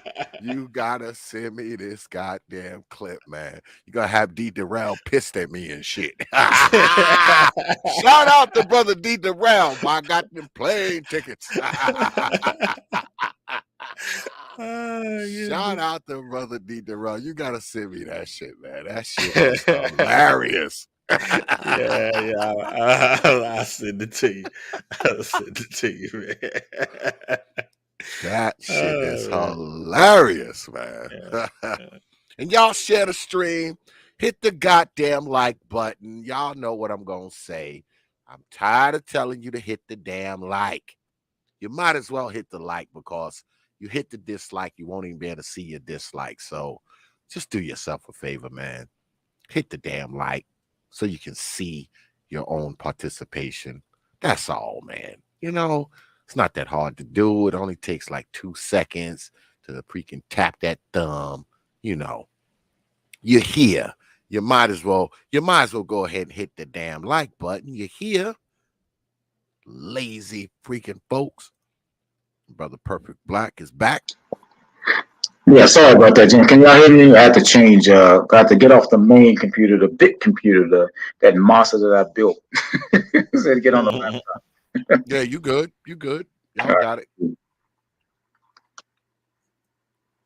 Go ahead and get on out the way. But go ahead, SKC. I'm sorry about that. Oh no, man. It's all good. I was actually gonna give you the floor because I was about to go pop me open a bottle of wine. So, Oh, see, you're a wine. I got my whiskey here, man. So I got my neat whiskey here. No ice, no fruit juice or nothing. Just the real shit to put some hair on your chest, man. all right, yeah. I don't mind a stiff drink every now and again, but typically it's for it's for special occasions. I'll put it that way. But Wait. Whiskey is for a special occasion? for me, like when I get into a thing where I want something stiff, then typically I know that I'm not going to have to answer any kind of phones, no email, no late. I don't have no clients that are going to come to me and say in the middle of the night, "Hey, I got this emergency thing." It's like when I want to drink something still, I want to really enjoy it. Dude, So that's what your home is for, man. Nice, and I got a pretty good, expensive decanter there with some real expensive uh-huh. whiskey in there and everything. And yeah, see, this time of the evening, I have me at least a couple of glasses of it, and a nice porter, beer to chase it with. Oh yeah, man. You get a nice porter with it. That's Oh oh yeah, man. my wife likes the porters. I'm more of a stout guy, but I like them both. I like oh, okay. stouts and porters. I'm not a when I came back from Germany, Uh-huh. I wasn't a Budweiser guy. Not to say something Yeah. wrong with Budweiser, No. Just say it for what it is. but Say it for what water. it is, man. That's piss water. Exactly, it's piss water. It is not real beer. Just say it for what it Nah, is. when I came back from Germany, I acquired a taste for actual beer that has taste. Just Uh-huh. put it that way, and something that wasn't going to babysit me. Mm-hmm. No cheap bullshit. Nothing that's gonna, I don't like cheap beer. I'm real bougie when it comes to beer. My beers are Hey. expensive. Same here. Same I, here, I don't I man. don't I don't buy my beer at the grocery store. No, Put it that no, way. no, no, no. And it needs to be poured right into the right Absolutely. and the head needs to be correct. So Yes, my wife would tell you. My wife would tell you. I don't. I got certain glasses in there that I only have for certain drinks, and nobody touches them. And I got Mhm. my glasses here that I have. Got the decanter set. With the whiskey, and those glasses are used for one purpose, Yeah, one for purpose one and one drink, purpose. one drink, Uh, and that's it. uh, Now I may change the drink up, every now and then, and I may get some, because I do like rum. But all of my stuff is expensive. Either whiskey, rum, there's a few brandies. I'm not a cognac guy. I don't like the taste of cognac. uh, uh. Well, me, you could have some fun, man. Yeah, Every but now and this again, time of evening, I'm sitting back with with my expensive drinks. I don't drink cheaply. yeah, No, I do not. yeah, man. That's good to know. That's good to know, man. No. I like every now and again we'll go down to there's a place down here in in town, downtown actually, downtown Houston called Flying Saucer, and we'll go there and we'll check out some different beers. They have like over 100 beers on tap, and sometimes I'll get some specialties on nitro and all that stuff. So yeah, you're talking my language, man. Oh yeah, I actually here in Chicago they got a few craft beer, Uh-huh. craft beer and some local wineries. Actually, from Black folks that I love to go to and actually help sponsor. So I'm real big on craft beers and that type of thing. Like I said, when I came back from Germany, man, that was a wrap. Yeah. That was a wrap. I just don't. You can't get me to buy Budweiser, Michelob Light, Miller Light. That beer ain't got no taste. I mean, I have no offense to anybody that's out there like that beer, but I like my beer with some taste, and I don't like my beer I don't want to have to buy a whole 12-pack to drink the whole thing to actually feel to know that I'm drinking some beer. Yeah. You know what I mean? That's just me. That's just me. So Nah, that type of beer comes on the more expensive end. It comes on more on the expensive end where you're buying it in more 4-packs where you're spending $30 for a 4-pack, something like that. Let me be quiet. Man. Hey. I understand it, man. I understand it, man, because especially when you have a nice full body beer, and then exactly all of the different full body, yep. all of the different eccentric tastes that can be put in the man. I have a policy that every week I try to find a beer that I haven't drank and tasted. I try to get a beer once a week that I haven't tasted. That's why, whether it be an IPA, whether it be some type of ale somewhere, whatnot. But I always try to get me a beer once a week that I haven't tasted. I went just to do it. I just went to the fridge to go grab one. Imperial Stout, inspired by Mexican hot chocolate. Oh, you got the chocolate stouts, huh? Yeah, buddy. Yeah. I've had some of those Mexican imperial. So you say the imperial stouts; those are stronger. Those gonna be on the 7, 8, 9, 10 point. So those gonna be pretty strong. This one at 8.5. Yep. Yeah. Man. Those are gonna be the beers that they're not gonna babysit you. They're not gonna be 2 point or 4 point. I can't even bother with them things. Look at it. You didn't talk me into alpha wine. Now I don't do cans. I can't do cans. It has to be in bottle. If I buy anything in a can, I'm going to open it, pour it, and I'm gonna let it sit and breathe for a minute before I put my mouth on it because I can taste it. Oh yeah, you gotta put it in a glass. Yeah, you gotta put it in a glass, man. You gotta put it in a glass. Taste the damn can. Aluminum, yes. Now I'm glad I see. I'm not alone in that. I'm glad I'm not alone in that because when I tell people like, what are you talking about? I cannot drink beer in a can. I won't do it. I will not. Yeah. I would not do it. I will. It'll go in the glass first. Yeah, it will go in the glass. I don't like first. the taste of the can, man. There's something about it.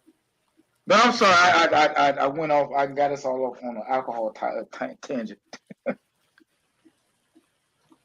Well, that's part of affirmative action. Some beers are unqualified to be they shouldn't even be called beer. Yeah. Oh, this should be called water. That's about it. This should be called water. Any beer that you got to put a lemon in it in order to make it taste good, you got problems. Just saying. Mm. You say affirmative action. Oh man. How about I have with all of my with all of the porters I have in the refrigerator, I have one malt liquor. Mm. Okay. No, I don't. I'm just saying, why about if I do for affirmative action purposes? Oh, I was like, oh yeah, you know, No. yeah. If you see me drinking that, you know that, damn, he must ain't got no money. Yeah, we didn't hit hard. We didn't hit hard times. It's a Cause, hard time. cause you know, back in the day when we were younger, we actually used to call that shit beer. You know, we go, oh man, let's get some beer. We get like some old English 800. Like, oh, man, that shit is not beer. Yeah, we No. used to drink a lot of that shit, man, when we were younger. When we was like 19, man, we used to drink a lot of that old English 800, That fucking old, Coke that old, he ain't, 45. even Colt 45, that ain't what it used to be. Mm, OD and Colt 45, that ain't what it used to be. mm-mm. And I drank one a few years ago. I was over at one of my coaching friends' house. I was like, this is not the way it used to be when I was a teenager and we was able to sneak some sips. It was much stronger than this. So it ain't what it Yeah, I used to couldn't. be.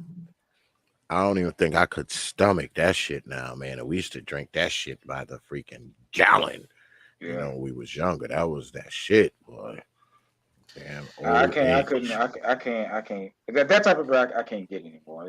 Hell no. I've gotten to a point to where, like I said, I call myself bougie when it comes to beers. Mm. Because it's just I'm always looking for something expensive. Anything that I drink when it comes to beer is going to be expensive. It's not going to be. It ain't gonna be no cheap shit. It's just not. I mean, I'll segue back to our original conversation. And just to kind of recap, one of the things that I think that needs to be done somehow, and I know it was probably difficult, but I think it needs to be done. If people are going to say the numbers game, so far as more of these people in certain programs, the tally needs to be done, and we need to see percentage by population. Once that's done, and if the ratio is off, yeah, I'll agree. But until then, it's more speculation than anything else. And just to say, just to kind of eyeball it and to say, well, I know that there's more, white women in here that is such, and it's like, okay, but there's just more white women in the United States, period, than black women. So Mm-hmm. Well, heck, there's more white women in America than the entire population of black people, men and women combined. hence the absurdity of them being classified as a minority. And But since but who we do you know have that to blame for that? so that's the white community. The Black Americans didn't do that. We didn't give them that designation. I don't know. I don't know. So you So, so you so so part you're part of the saying, part of the argument part of the argument for that designation came out of the civil rights era, and a lot of well, no, it came out of the language of it came out of the civil rights era. It was just mhm. we was foolish enough to allow white women to commandeer that language and apply Now it to themselves. black men didn't do that. Who did that? Oh, black women did that. Now I said, Right, right, yeah, because they stated we want both qualifications. Our quote unquote struggle is different. And the only way that you could say, well, you want the designation of black and woman, well, then that means that you have to say that women are disadvantaged, and we can't just say any kind of race because you already have that. okay. So So when are you sure specific, that you want to throw in women as disadvantaged too? Oh yes, we are, because we got our own struggles. Okay, well then all women are disadvantaged. so no, I agree with you. But so when do you specifically when did that designation be applied to white women? When did Well, that occur? it had to be an either or thing. It wasn't a thing of just to white women. It was a thing of just women, period. Are you saying that women are disadvantaged, or are you saying that they should um, vie for just straight up equality? And they went for disadvantaged. Well, yeah, and like I say, our women pretty much, and when I say our, I mean black women, ushered that in. With they had help though, because a lot of, like, take for instance, you know how the quote unquote black struggle and civil rights and whatnot. There's other groups tacked on with that. You had the alphabet community groups and so forth. They tacked on this too, and they say, "Oh yeah, we our struggle is similar." Well, You remember? you're right on that, and that's Uh another huh. that is another absurdity. Uh huh. And when you talk about the LGBT Mm-hmm. community, you're talking about majority white. Ergo, So more white benefits, more affirmative action benefits that was, I don't know what would be the word to be, that was supposed that should have gone to black folks, but didn't. right, but instead of those same black folk that were at the forefront of all of that, instead of them saying, "Whoa, hold on, this is our stuff," though, they said, "All in together now, make it more better now." Do you think that a lot of that was due to black America's, and I mean generally black men and black women's incessant need to be accepted? Yeah, Because that's what I I've think you always hit it. that's what I've always thought that was, that we allowed that type of hijacking from the LGBT and the white women community, that designation to be hijacked by those two, so we can be accepted. At least the idea, the hope that we would be accepted, Yeah, which is never happening. Which is another reason why I want to see affirmative action go by the wayside. yeah. I You know, hope the Supreme Court strike all affirmative action laws down. Strike them all down. hey, you know it is what it is. I got to give a shout out to my boy Nick Taylor. He sent me some in my email, and I want to just share that with you. X, if you don't mind. Go ahead, you Let got me it. see. Let me see if I can bring this up. Da da da da da da da da da. Let me go. Um, Here, yeah.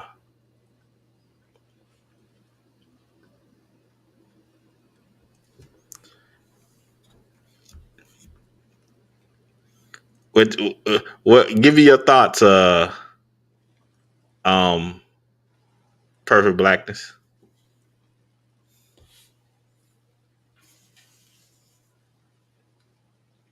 Say it again. I stepped away. Now Oh, it's like, that yeah. picture there. Give me your thoughts. Now I just sat down here, so I didn't know that you. As soon as you start talking, you said you had an email. I went and heard and said I had to go to the, and I came back and I saw this. My first thoughts of this is, oh my God, typical of what we're talking about here. There's more. Okay. Hold on. Now I'll I mean, you got the you have I'll the. bring up more.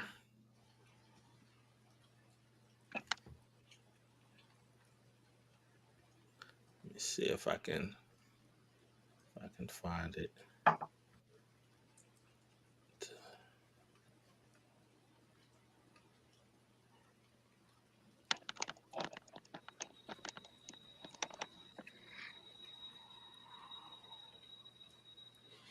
He got more. I mean, it's like Do you brothers think that now we saw what they wanted then, but do you think that now this is what they want? Do they want to be arm in arm with the white woman, and made to feel like they can do whatever the white woman do and have whatever they have, or do they want that to be the thing?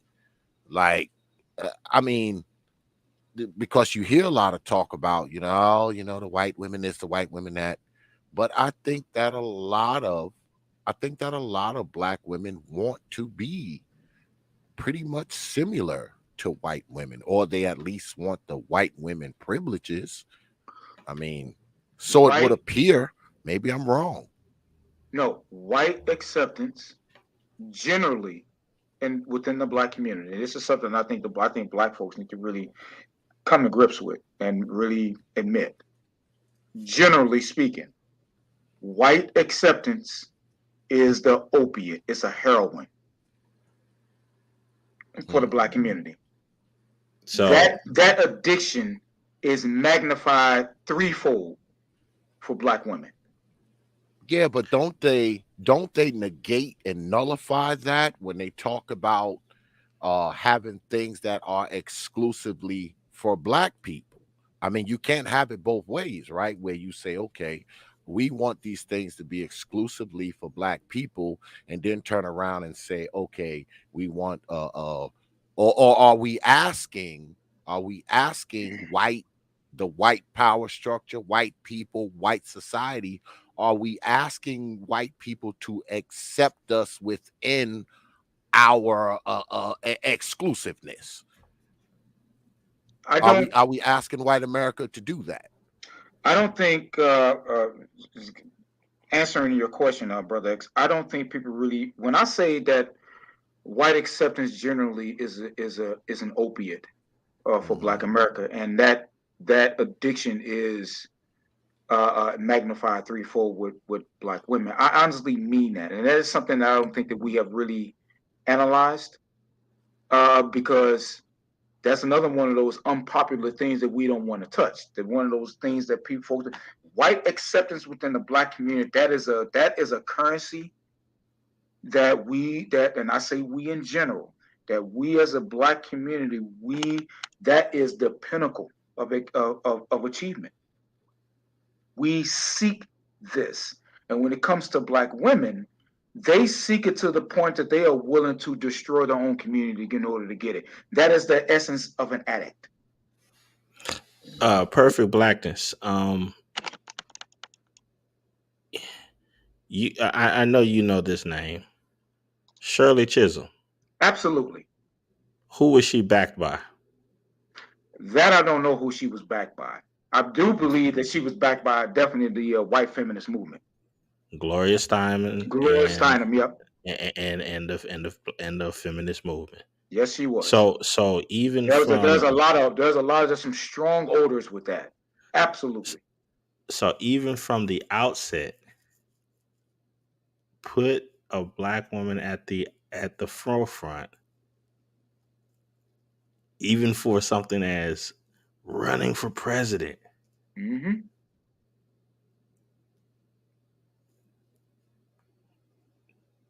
And it was hook, line, and sinker. Fish to water. Hook, line, and sinker. You're absolutely right.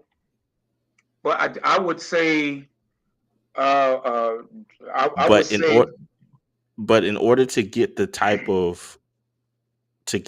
rallying point, and also the legs behind that type of movement, they put black women in a lot of the prima donna positions mm-hmm, because of what was going on with civil rights. mm-hmm.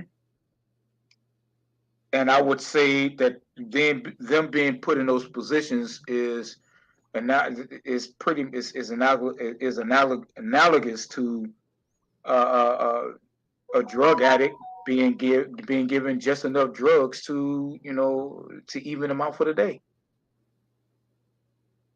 But that was a choice, Yeah, that was a choice. and I, they I, and they took it. and not only did they take it, they willingly took it because it made them feel good. It gave them the illusion that they were being accepted. It gave them the high. It gave them that temporary euphoria that they were being accepted by white America. So therefore, they need Um, to. and that's another point. And I hope Xavier is still there. Yeah, I'm here. If you could highlight Nick Taylor's last comment. That's something that flies underneath the radar that people don't get about that image. Yeah, I see Nick Nice Taylor's comment. comment. Oh, the one Coretta Scott King. Yep. Yeah, that's her with the microphone, isn't it? Yep. Indeed, it is. So when you say when people say all this stuff about, oh man, but you know the white women, they push that and such, and no, right alongside of all of the civil rights stuff, bam, feminism, Mm-hmm. black women, And just forefront. like just like any other smack dealer, the smack dealer offered the drug, they willingly took it, and they're still taking it today.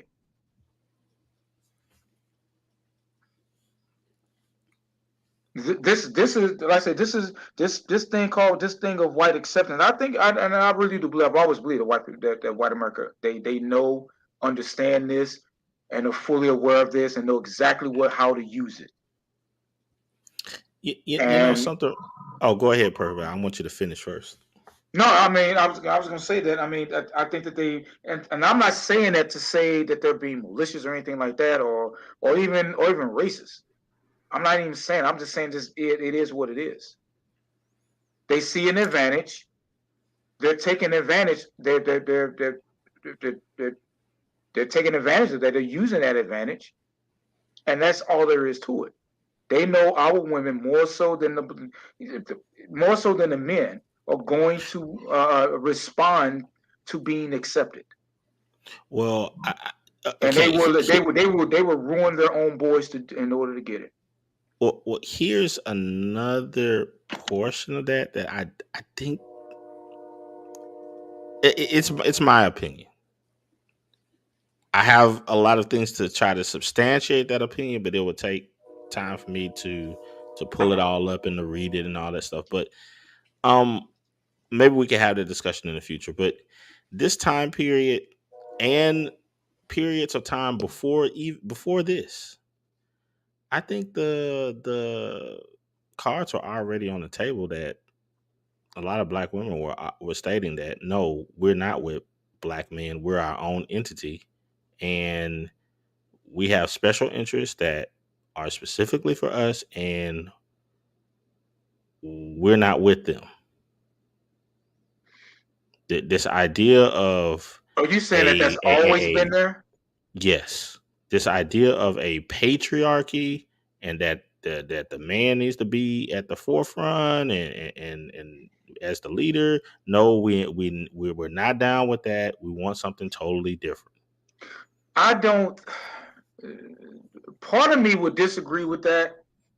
In that, and the reason why I say it, because when I think about the Great Migration, because and this is my opinion. I don't have anything to back this up, but from my own family's experience with the Great Migration, because both sides of my family were very, very well-to-do in the South. They were business owners and landowners in that time. They had to literally flee thriving land and businesses that they owned outright, and was relegated to the Midwest. And each successive generation after that was poor. But when I think about the Great Migration, that was a male-led. Again, I don't have anything from everything that I've read and all of that. That was a male-led type of migration. Men pulled their families up, said, "We're getting the hell up out of here. We're getting the fuck up out of here. We're going north." And the women of those times, they followed their men. They tended to the children and got out with their men.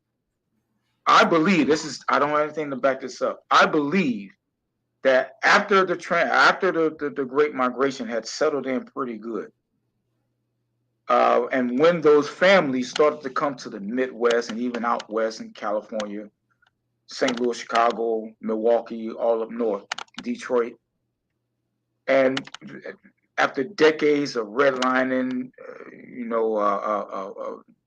Jim Crow, segregation, and all of that, and where the black male was progressively made less and less important of the family, of the home, then that opened the door for feminists, white feminists, to come in and pollute the women, and for them to voluntarily take those nuggets of opiate white acceptance. That's just my analysis of it.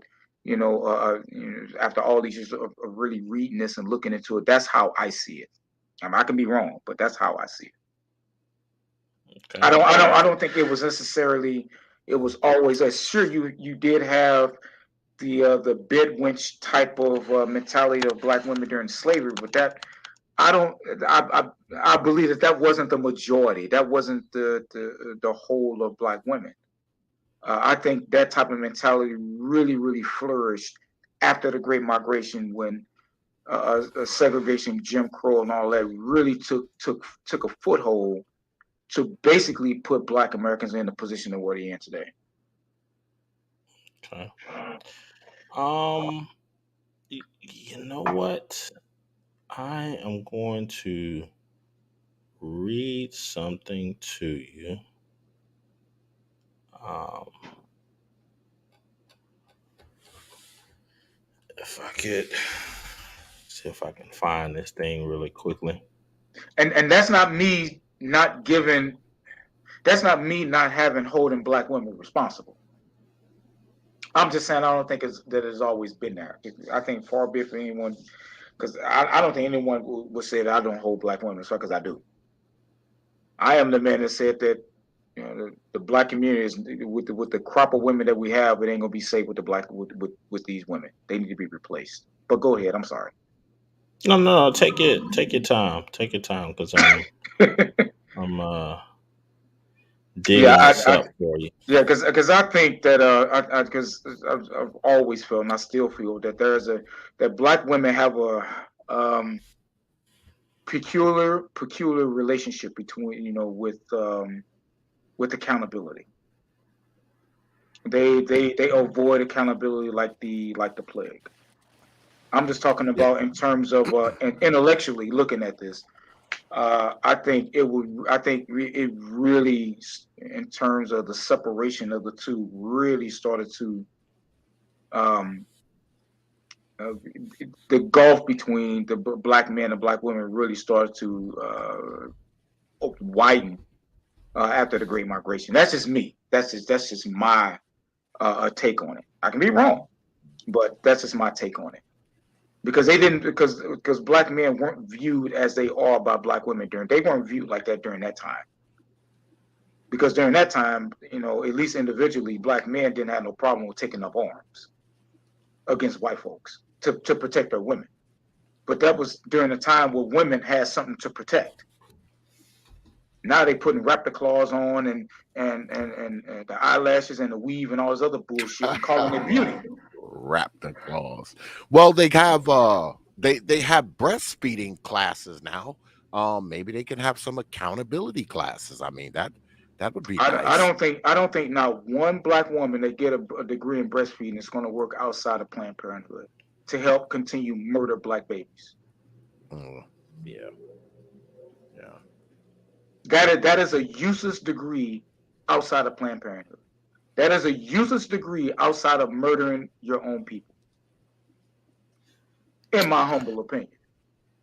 I'll share this with you. Um, Perfect Blackness. This is a selection from Julia Ann Cooper, 1892. 1892. I think I knew you were going with this. The colored woman then should not be ignored because her bark is resting in silent waters of the sheltered cove. She is watching the movements of the contestants nonetheless and is all the better qualified, perhaps, to weigh and judge and advise because of her self because not herself in the excitement of the race. Her voice, too, has always been heard in clear, unfaltering tones, ringing the changes on those deeper interests which make for permanent good. She is always sound and orthodox on questions affecting the well-being of her race. You do not find a colored woman selling her birthright for a mess of pottage.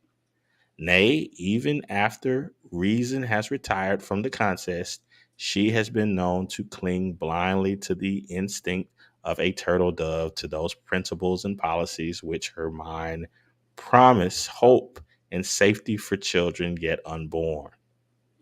Notice this part. It is notorious that ignorant black women in the South have actually left their husbands' homes and repudiated their support for what was understood by the wife to be race disloyalty or voting away, as she expresses it, the privileges of herself and her little ones. 1892. Mhm. A voice from the South, Julia Ann Cooper, Cooper. is known as the mother of black feminism. Mhm. I rest my case. Well, I don't think it is that right. That is. Well, I don't think that. Well, let me say this. I don't think that she. No, I'm not gonna say that. I'll say this. I don't think, and I know I don't have anything to back this up, but I don't think that Ms. Cooper's assessment was the prevailing assessment from the majority of black women at that time. And who was Ms. Cooper uh, mentored by? She was mentored by black women.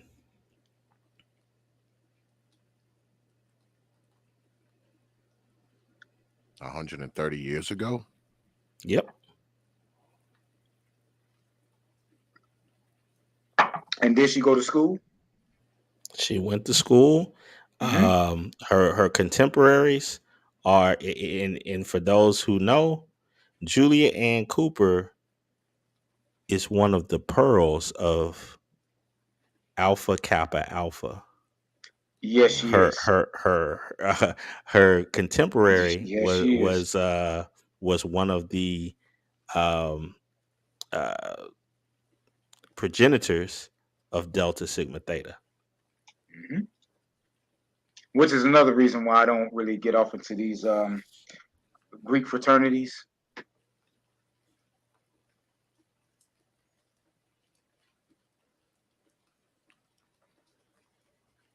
But like I said, that. Go She ahead. herself was a teacher and Mhm. um, was worked alongside W.E.B. Du Bois. I got my differences with W.E.B. Du Bois too, but that's a different discussion. But I've always had my differences with him. He see this whole idea, at least especially at that time, this talent and tenth idea.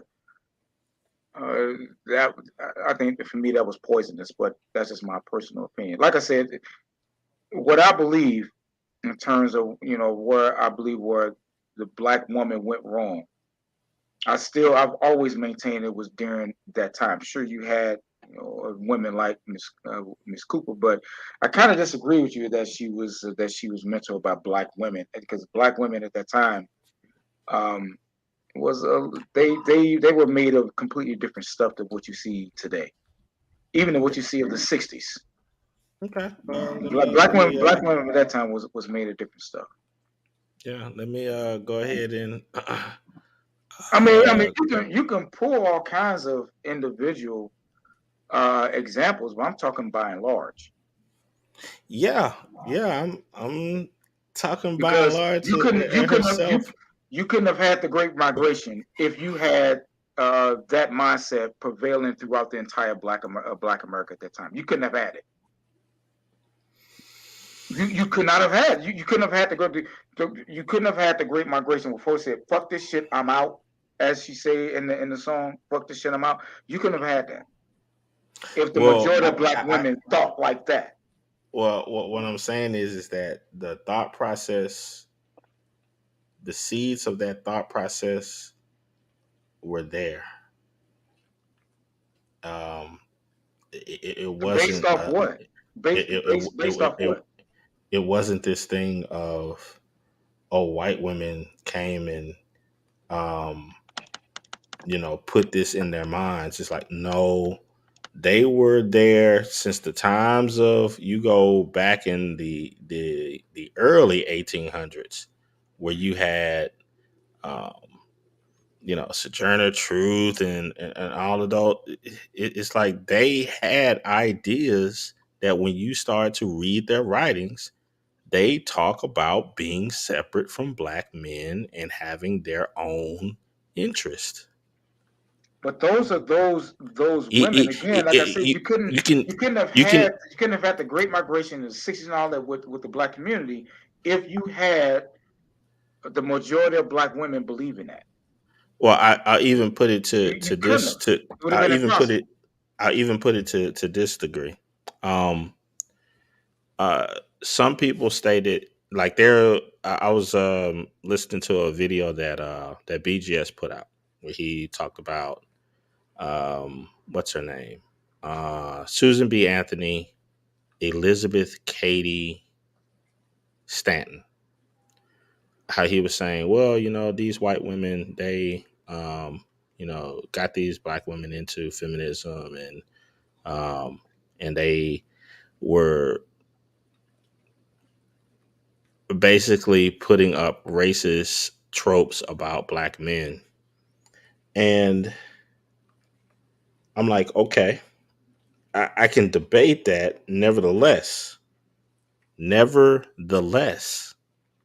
even if you say that that was the case, um, the feminist group broke in half in the late 1800s over the over some racial stuff that happened between them and Hmm. Frederick Douglass. Yeah. Some black women still went with Susan B. Anthony and And why do you think that Elizabeth. was? And And so, why do you think that and was? so, Why do so, you so think that that's what I was? mean. So that's what I mean. It's like, then it could not have been that racist, because they felt, no, we're better off with these white women than with Frederick. Well, let's see. Now you're talking about a group of women who didn't recognize that they were just being used. Oh, but these are educated. Not everybody that was in those group were educated and read people. Do you believe? Do you believe that there's a such thing as extremely educated drug addicts? Yes, but we're not talking Okay. about people that was on drugs back then. No. What did I say earlier? I mean, white acceptance is the opiate. Now, I'm not. I don't believe that the majority of black women at that time was high or was addicted to this opiate, but a good number of them was, as you so awfully pointed out. A good number of them were educated women, otherwise just scholars, but that doesn't mean that they weren't addicts of white acceptance, which they were, and they were That's a willing, hard. That's and they were that's a willing to, hard. and they were willing to serve their own community up in order to get this acceptance because they felt that this drug of white acceptance was the actual real answer. That's a heck of a pill to swallow, perfect blackness, considering that the women For that I'm who? talking about that went into that still sided with those with those quote unquote racist white women Who is that? were Who is that were a heck of a pill to swallow for? well I would say, just let me finish real quick. Okay. It's a heck of a pill to swallow, considering that those women came off of the plantation. I'm still trying to understand what. what group of people are you talking about? Are you talking about the feminist women Yes, trying they to knew some of those women that we're talking about Mhm. were women that had lashes on their back. Again, we're talking about people who are not even who are they are chasing white acceptance. I'm not excusing it. I'm actually damning it. But that is what it is. I'm not excusing it whatsoever. They sought white acceptance and they valued it over their own people. And they wanted to export that type of thinking to as many women as they could, as early as they could. I don't know that's I just think that that's difficult to So okay, round so so that peg. so The reason being is because these are women that had first hand experience with chattel slavery. you mean some of the same ones? Again, some of the same ones that didn't have any problem with laying up and having a master's kid. I'm not saying that those were the ones, but I'm And saying some that of the these ones, were and there that were a the lot, and there were a lot who determined, like, well, my man can't he can't protect me, so I might as well willingly give it to him and ruin whatever plans of self determination that they got going on. You talking about those? I don't know. All I'm saying is that it is verifiable that the women that were part of that group that came away from um, the whole Frederick Douglass schism between um, feminism and the black male vote. Mm-hmm. Those women were of age that the Civil War had. They had lived through the Civil War, and before that, they were on. They were not in free areas. Okay, I mean, I'll grant uh, that that was a seed of that Now, thinking that's what. now, if they had been on this whole thing of laying up with the white man, all this stuff, I don't even think they would have been at the feminist movement. What one? Say that again. I said if they had been of those groups of women that were cool with laying up with the white man and having their children and all this stuff, I don't even think they would have even been allowed to been at the feminist movements. They probably wouldn't even been Uh, wanting there to be there in the first place because they're like, I'm protected, I'm good. And second of all, I doubt that a white man would have even allowed them to do that. I don't know about that. I mean, that's a good statement. I have to think about that one. So I would concede you probably got me there. I would have to think about that. On the face of it, I would say I don't know if I would agree with that, but I reserve the right to be wrong on it. I'm not afraid to be wrong. So I could be wrong on it, but I don't know. I have to think about that. That's a good point. Yeah, because back you got to remember at that time, the 1800s, white men wasn't having that feminist talk. They're like, nah. That's why the entire situation came The up white with man didn't need to have a feminist talk. He ran no, I'm everybody. talking I about so mean, far that was a very unpopular opinion to state out in public. Particularly, you're thinking about I'm saying particularly right after the Civil War. mhm. Very unpopular opinion.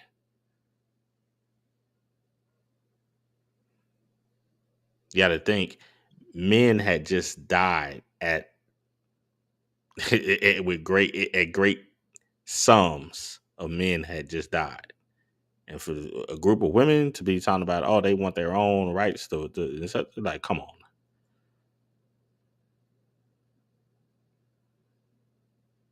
Very Okay. unpopular.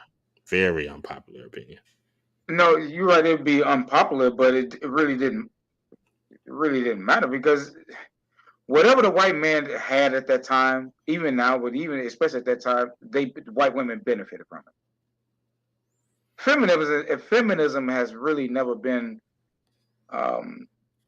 has always really been an argument between white men and white women. Black women just been convinced that they needed to, go up against and fight their own men when they really didn't have to. They never had to, because black men have never had any. They never controlled anything about control black women. Never.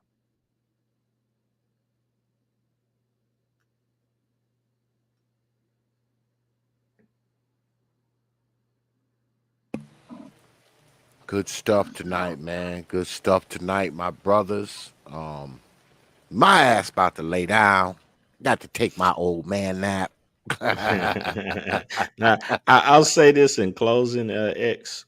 One Go of ahead. the things that happened right after the split between um, Frederick Douglass and the feminists, they had the two groups that split, but then even after that, those two groups later came together, and uh, black women still supported those groups, and they began to form their own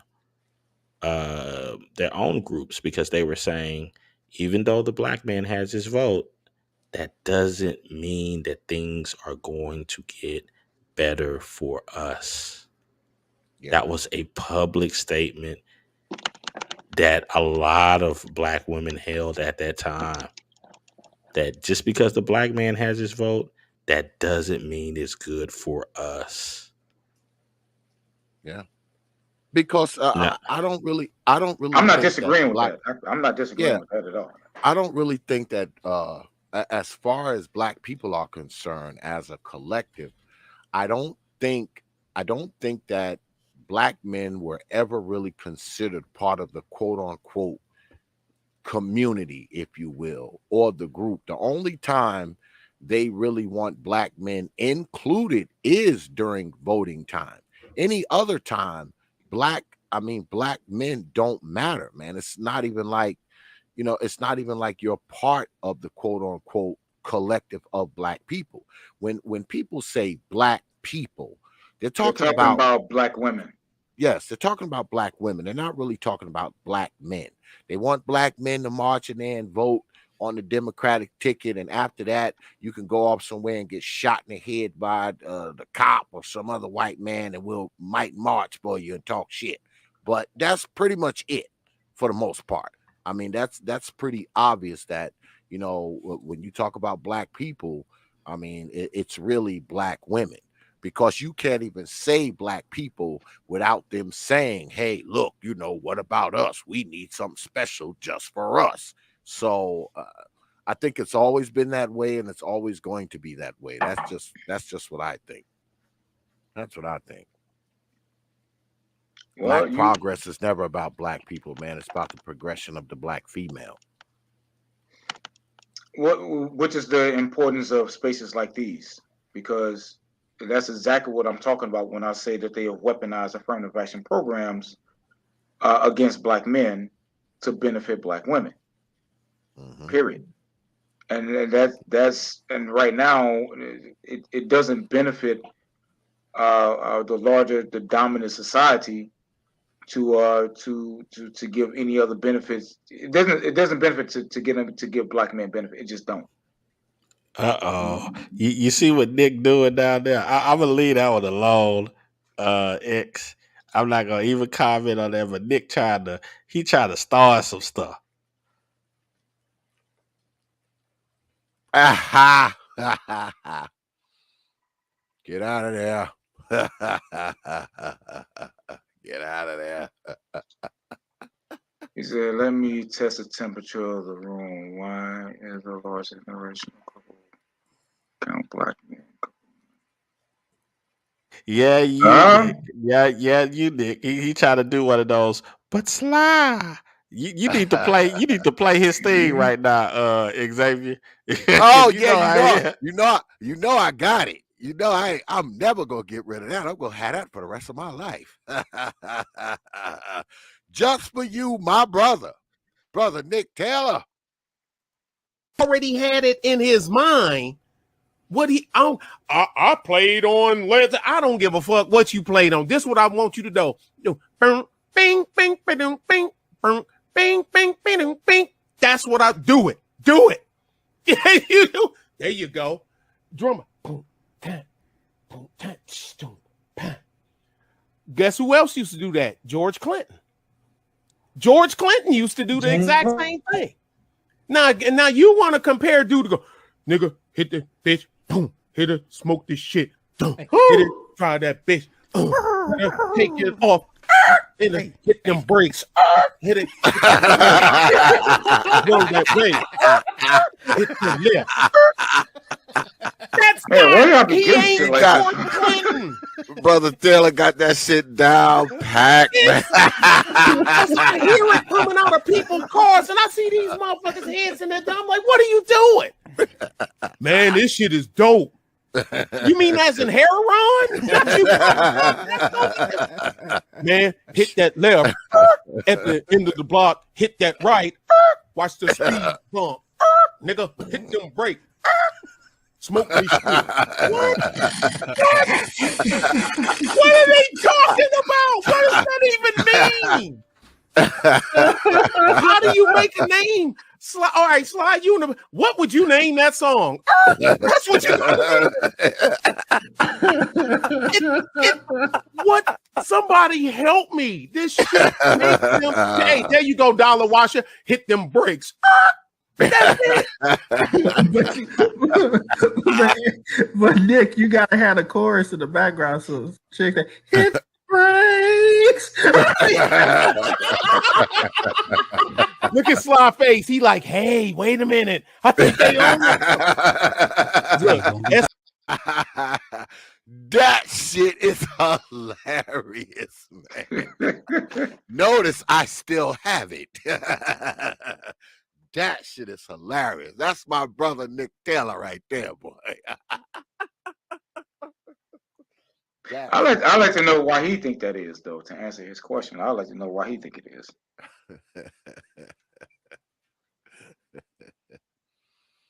I think I know. You have to delve into the mind of Nick, man.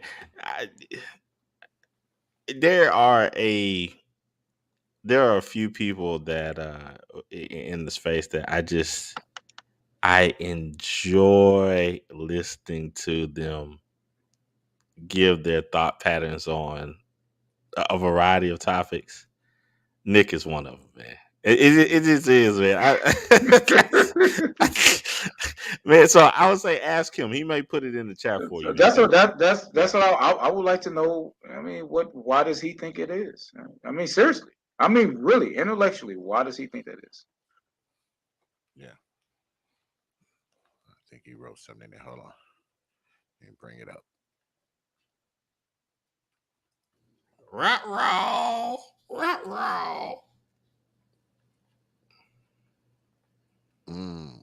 Because at the time, the black male and the white female were the two with the least power, so it was a natural mix. What? Okay. He said that. Okay.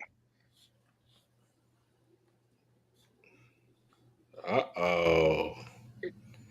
Do you agree? Do you agree with that, SKCC? Yeah. Do you agree with that, SKC? I mean, do you agree with that, SKC? Do you agree with that? I actually do agree with it. Okay. And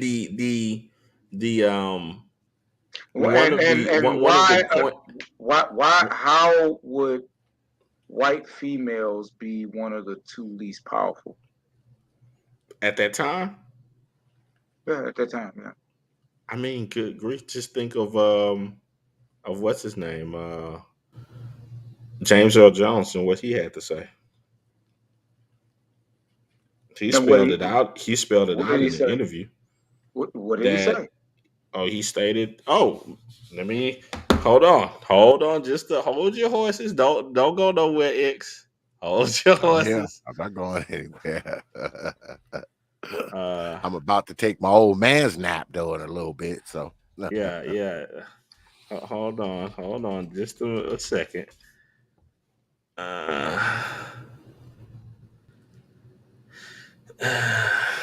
Let's see here. Let me bring this up. I think it's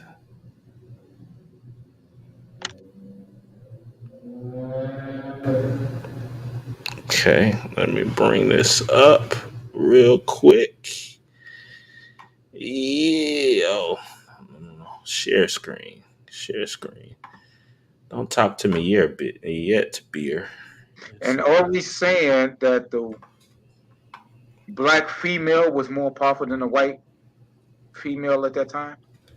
Well, think about it from this perspective. Perfect Blackness. Why in the world would the um white feminist group at that time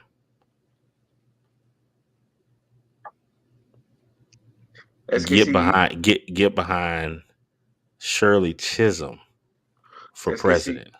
you just answered the question with a question. I mean, so you're saying that the white female or the black male, I mean, the black female was more powerful than the white female. On blue earth, underwater. The present time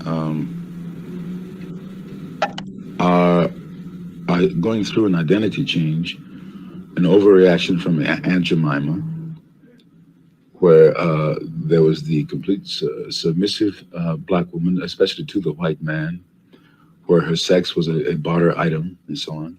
You're talking about back in society where women find themselves freer, they're beginning to react and overreact away from Aunt Jemima. And beside my white wife, I have to say one thing. I married her because of who she is, not what color she is. Possibly uptight today because she blames the black man from maybe 100 years ago for not coming to her rescue. Yes, the blame still goes on. I think. That's wonderful. That's what I think of the Viet Cong as a. You mean in their dedication? In the dedication and their. You mean this lovely outside picture underneath all that is a lot of toughness. A lot of toughness. Yeah. Strong. Yeah. And actually, that quality, strong. I wanted to. Do black men marry white women because of the nature of some black women? What I mean by that is, how far back does it go? Well,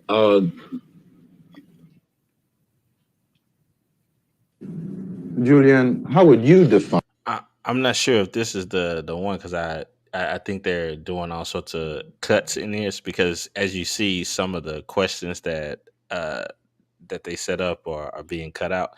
I'll have to find you the one that I'm talking about, Perfect Blackness, and I'll send it to you. Because again, that doesn't answer my question, SKC. I mean, respectfully, it really doesn't. It doesn't answer my question. Is that so? Are you saying that black women or white women were less powerful than black women during that time? I have the opinion of saying yeah. Okay. Why is that? What is that? What is that? I'm not asking for numbers. I'm not asking for charts and all that. Why? Why do you say that? What do you have to say that would back that up? Because they had the ability to say certain things that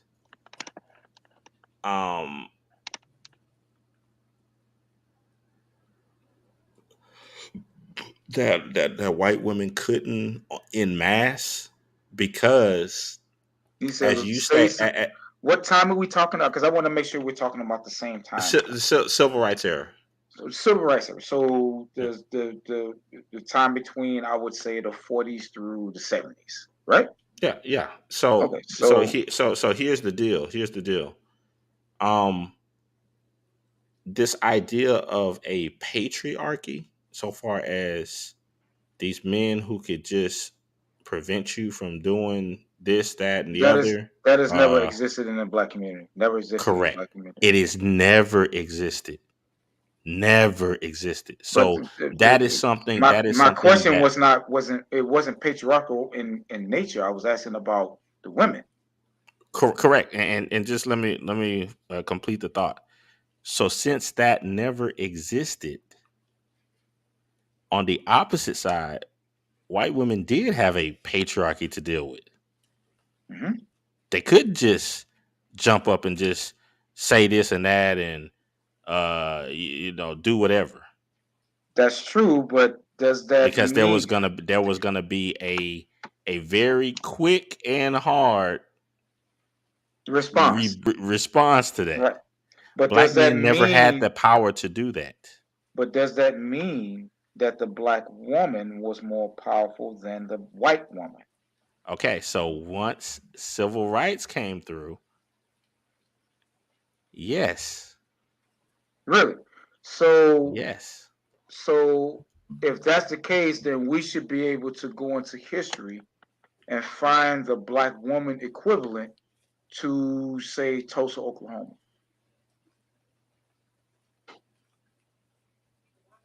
Huh?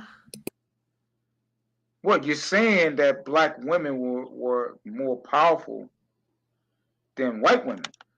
Correct. Okay, so I would say that it was white women's power just of her voice alone that basically caused whole a pretty thriving town, a black town, to be bombed from the sky. I don't see that type of example replicated from black women. Okay. I'm trying to see how I mean, to. am I being too rudimentary here? I mean, am I being too basic here? I mean, because when you say that black women are more powerful, at least during that time, more powerful than black women, my mind can't get away from that. Okay, From so examples like that, so I can't. so you see how you okay, let me put it this way. You see how you said Tulsa, right? No, I'm just using it as an example because that, in my mind, that was an example. That was an illustration, an exercise of white female power.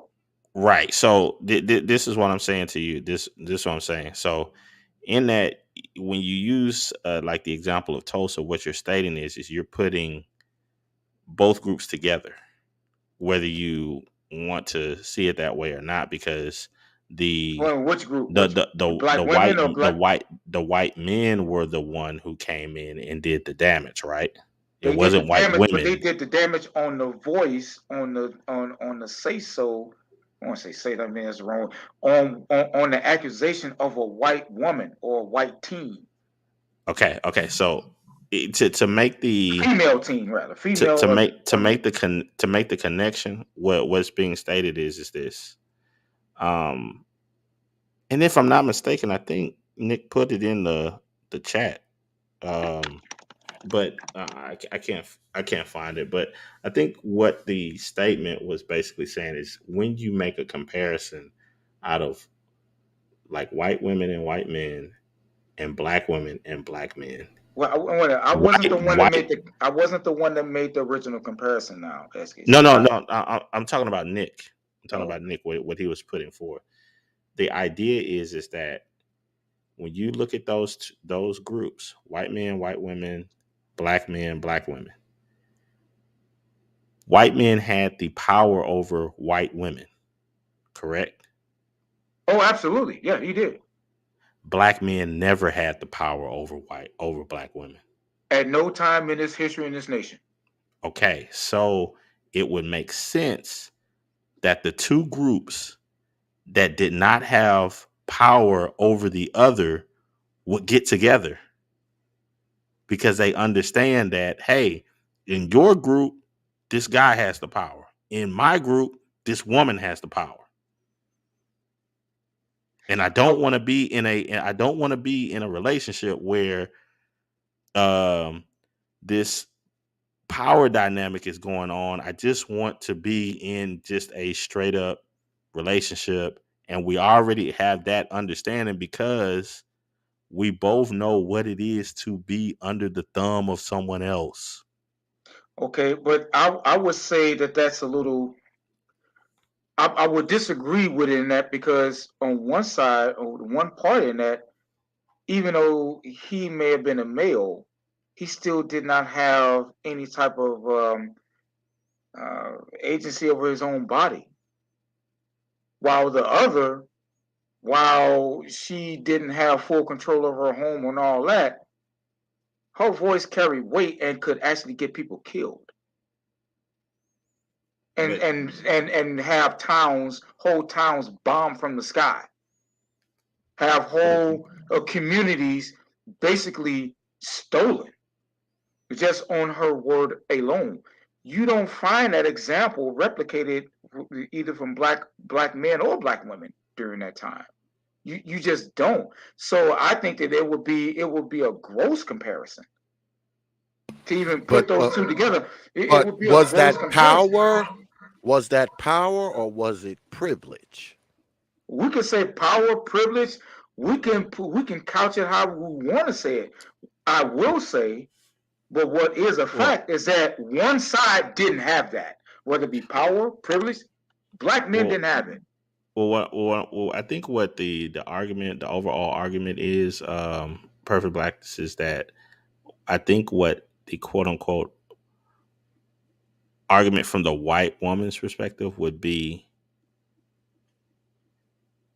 don't mistake the power that the white dude was holding and enacted as if it was done on the behalf of the quote unquote white woman. It was done on the behalf of, no, this is part of our power base and Okay, keep you let in me. your place. This has really don't have anything to do with the quote unquote white woman. It's just, no, you don't do this.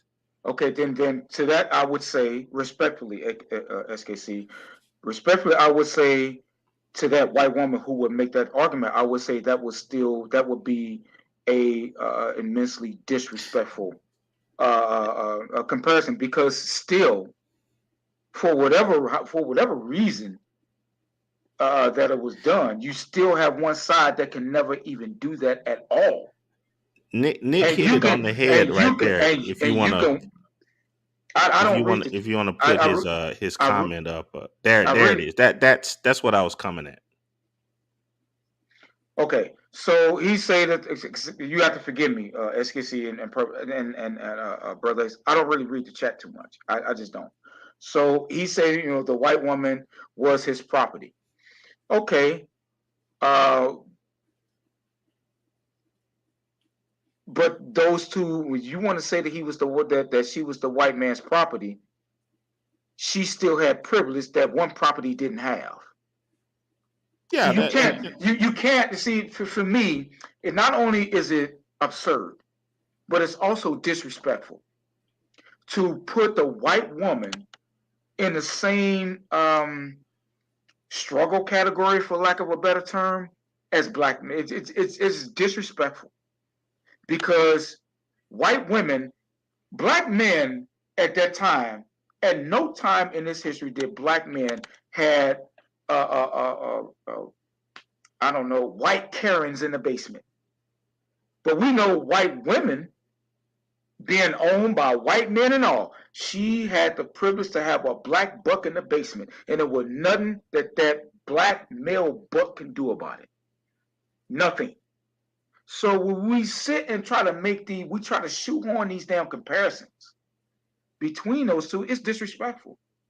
It's disrespectful, and it's that right there. That is absurd. I mean, it is what it is. I think No, it isn't. I would have to disagree. It is not. It is what it is. So long because at that time, like I said, white women can still, with all of her ass kickings, with all of her quote unquote ownership that she would have from the white man, she still benefited from everything that he did. She just wasn't in charge like he was. Okay, well, but what I'm saying is if we're talking about the time period that you originally stated, we're not talking about the time of slavery. So, Then what are we um, talking about it? Because that's why I asked. You said during the Jim Crow era and all of that. Even right, during the and Jim, you and you even and if you okay, said okay, from the 40s to the 70s, and okay, it's like none okay. of that stuff So was going on. okay, so even if we're going to talk about it, we're just going to leave it there. That's fine. White women still had more privilege and power at that time because, again, like I said, these women's words got men murdered just on their words. Do you disagree with that? No, I Is that a figment of our imagination that white women, even during those times that we're talking about, got men murdered? Even yeah, though while she, even though while her white husband came home in his wife beat and beat the dog shit out of her, whatever he earned, she benefited, not the black man. oh, okay, and I get everything that you're saying, So how are we but going to the fix but ourselves to say that the black man and the white woman were on the same level, or at least postulate that, even try to even rationalize that? How can we okay, do that? well, the reason why I do that is by listening to the people who were not like you and I, who are living in today. I'm talking about listening to the people who lived during those times. James Earl Jones wasn't the only one that stated these things, and he lived during that era. Okay, okay. I You had forgive me. I really don't. When if we're using celebrities as examples and stuff like that, I don't give that a lot of credence because we're yeah talking about celebrities. yeah, Even and black it's celebrities not at it's that time had a lot more privilege than most, even at that time. So yeah, and I it's can't not take even that. it's I just can't. it's not even celebrities. If you go into some of the accounts of black men that were service members during the war who married interracially, they stated the same things.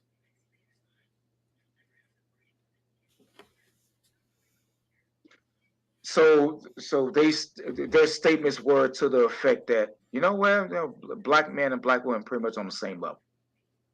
Is No, their statements was is that here you have this super militant woman that for some reason people are giving funds to, giving um, uh, various amounts of clout to, giving media attention to.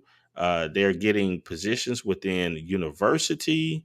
They are becoming leaders in their own right. You have different writers like Ishmael Reed, who was a very gifted a writer. You had Stanley Crouch, who was saying the same things. These are normal people, and they were saying, "Good grief, we don't understand this. How is it that you have these black feminists who can write all of this misandrous stuff about black men, and if we say anything about it, we don't get published anymore?" That's power.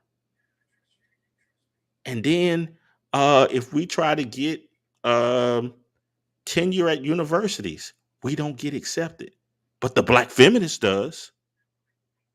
I don't argue. I'm not arguing anything like that. We're not talking about celebrities. Yeah, But because you used okay. Go ahead, brother. Go ahead. because if you want to know who has power, just look at who you cannot criticize. That is the True. person with the power. Look If you look at cannot criticize these people, or you face repercussions and ramifications from criticizing these people have power.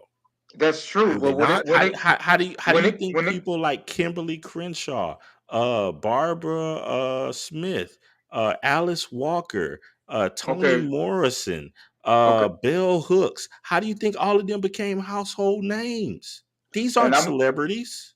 I'm going to say what I was going to say to that is that when it comes to black women, whatever quote unquote power that they have is artificial.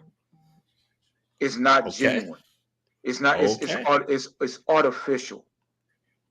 Whatever power that they gain or exercise is not. It's not benefiting the larger black community, much less definitely not black men. Whatever power that white women have, even if it's artificial, because a good portion of it, I would say, is artificial, it's still benefiting the larger white community, unlike black women. Do you disagree with that? I disagree with this perfect blackness. The black Okay, so feminists, the so black wait a minute. feminists, they never wanted to benefit the black community. That was never their aim. Their That is not aim my was argument, SKC. That singular statement right there, you will not get an argument from me because I agree with that. I'm talking about what I said. Do so. you? But we can't make the comparison because one group isn't. They're not even trying to benefit black people. Neither group is trying to benefit black people. Correct, but what I'm saying is when you say, um, the one group is being benefited. Well, the black feminists in themselves, they're not trying to benefit the black community. That's never their aim. Their aim was to reconstruct the black community to a matriarchy, And which that, which which they have been extremely successful in doing to and the extreme measure. I would say, number one, you're right, but I would say that success has been again artificial. I mean, that's what And when you say it's artificial, you're saying. I think if I'm understanding what you're saying, well, it's artificial in the sense that it did not bring any real power to black people, but they don't see themselves as black people. They see themselves as black women. I think at a fundamental level, Bingo. I think at a fundamental level, we're kind of debating past each other because I'm not really disagreeing with what you're saying. With that, I don't disagree with that. They don't see their power as art as any sort of artificial. They wield very strong power bases. When you had to give you an example of it of that power base, when you had a millionaire several times over, very famous, um Snoop Dogg, when he was like, "Yo, why are these women sitting up here talking crazy about Kobe Bryant? That was my boy. We were good. Such and such. What are you doing?" And then within 24 hours for him to get a tweet from a a political official to say, "Sit down," and he Okay, did it. That's power. okay, all right. When I say that black women's quote unquote power is artificial, what do you think I'm getting at when I say that? I don't know because the Okay, it controls black men. that's fine. Just because it controls black men doesn't mean that doesn't mean that it's not that is not it is very artificial. Okay, because whatever power that they have, they didn't get it on their own. It was bequeathed to them. It was given to them, and is maintained by external forces. It is not. They didn't get it, and they're holding it on their own, and they're maintaining it on their own, and that's it. No. When I say that their power, the quote unquote power that they have within the black community, and all that, it is given to them by the dominant society and is maintained. That power is maintained. That quote unquote privilege, in order to privilege to exercise that power, is maintained by the more so the larger society over the black community as a whole. Okay, now Through I will accept that. I will accept that answer. I will accept that answer, perfect blackness. But then I'm going to do this. I'm going to say, all right, But when you talk about in practical matters, you can call it artificial as much as you want, but in practical, real world values, a black feminist can shut a black man down in an instant, Uh, whenever she wants. and again, you're not going to get any disagreement with me on that singular point. But again, So when I so when I so look at until when I look at so, why it is she's able to do that, that's when the artificial nature. That's when the artificial nature comes into. That's when and and that's when and that that comes and that's into. fine, and that's fine, Because they're but able to do it, and they know they're able to do it, not because they've gotten this power organically, but because the larger society holds it over the black male's head to, well, I don't want to say that. The larger society gives them permission to be able to do that and doesn't give them to do anything. right, but artificial or however you want to put it, those individuals can tell the black men whenever they want, sit your black tail down. To a certain degree, yeah, but No, there's certain. ain't no certain degree, nothing. You just stated it just a little while ago where you brought up the whole thing of where Barack Obama, who held the number one Yeah, position in the entire no, country, that's true. and those feminists came up to him, black feminists, and said, "No, this whole what is it? What was it called? And My and brother's and keeper? and No." what that's And true. he And and what did he what have to do? Sit down. and exactly. And what do you think they got that power to do that? I don't care where they got the power. I'm just saying, Okay. in reality, it So works. so for me, the fact that it's artificial is really not even respectable. Well, hey, some there are a lot of dead bodies on the battlefield who got shot in Mhm. in bad or non-respectable ways, Well, see, and this is the reason why but I they're still maintain. dead. Yeah, you're right, and this is the reason why I maintain that the Black American woman have rendered herself completely undateable, and she does not present herself as marriage material for every damn thing that we're talking about here, and she needs to be replaced forthwith.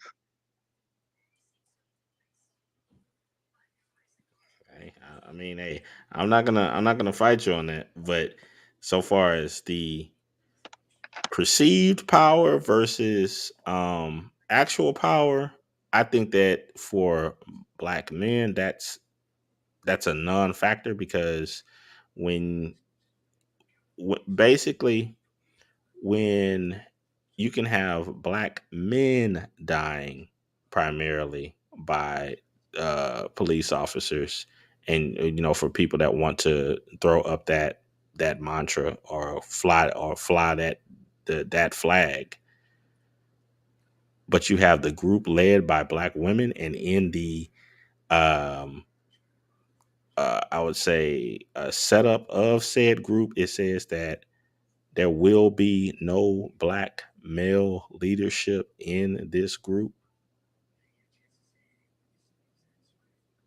Yeah, But that's you're it. the prime. But you're the one. But you're the bullet bag though. Yeah. Now, Yeah, I because don't. it's not because it was never about you to begin with. It was never about black men to begin with. I mean, Correct. I think Never. Yeah. black men were just used as a tool for, it was a stepping stone for another agenda.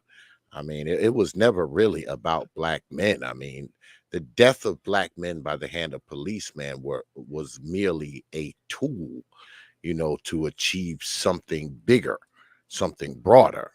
All right. That is why, even though it was based off of black men getting killed, there were no black men in leadership. That pretty much says it all. But I right get. now, Oh, go ahead. go ahead. My No, last thing, X. go ahead. Go ahead. Parting shots, brothers. Parting shots while we get up out of here. Y'all The see, other. I got the chop. Y'all see, I got the chop up here. I had to get to the chop on y'all. Yeah. You had to get to the chopper. I need to get a rest too. And thank you for having me on. I enjoyed this talk. My Absolutely, last brother. point on that whole thing about the power thing, even if you go into the even if you go into the halls of politics, the Black Caucus is the members. Its membership is primary. It is the majority is Black women. That should tell you enough right there. Yep.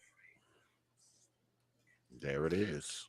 I'm listening, but I'm gonna drop down just to show my that I am paying attention to you, that you're on the chopper X. But I'm listening. Yeah, man. Yeah, Perfect. man. You know I only put that shit up here because you up here. Yeah. Get to the chopper, huh? Get to the chopper. Yeah, get to the chopper, man. Go ahead, brother Perfect Black. Parting shots, my brother. I mean, look, I mean, like I said, this is a pretty good, discussion, and I think we should have more discussions like this across the whole manosphere, as opposed to a whole bunch of elbow bar arguments and all that type of stuff. But what spiritual logic had up before then was a good point. When I was going to about the artificial power, that was a really really good point. But look, when it comes to the and everything we were talking about here, it kind of goes exactly what I've been long saying, that the Black community is not going to be repaired with the crop of women that we have, for every reason that we were sitting there talking about. Now we're arguing on what I believe to be on the periphery of on things. And, is the power artificial, or is it more organic? Okay, fine, but we still have a community that's ran by a demographic that have no earthly business making decisions on what her last underwear is going to be, much less the community.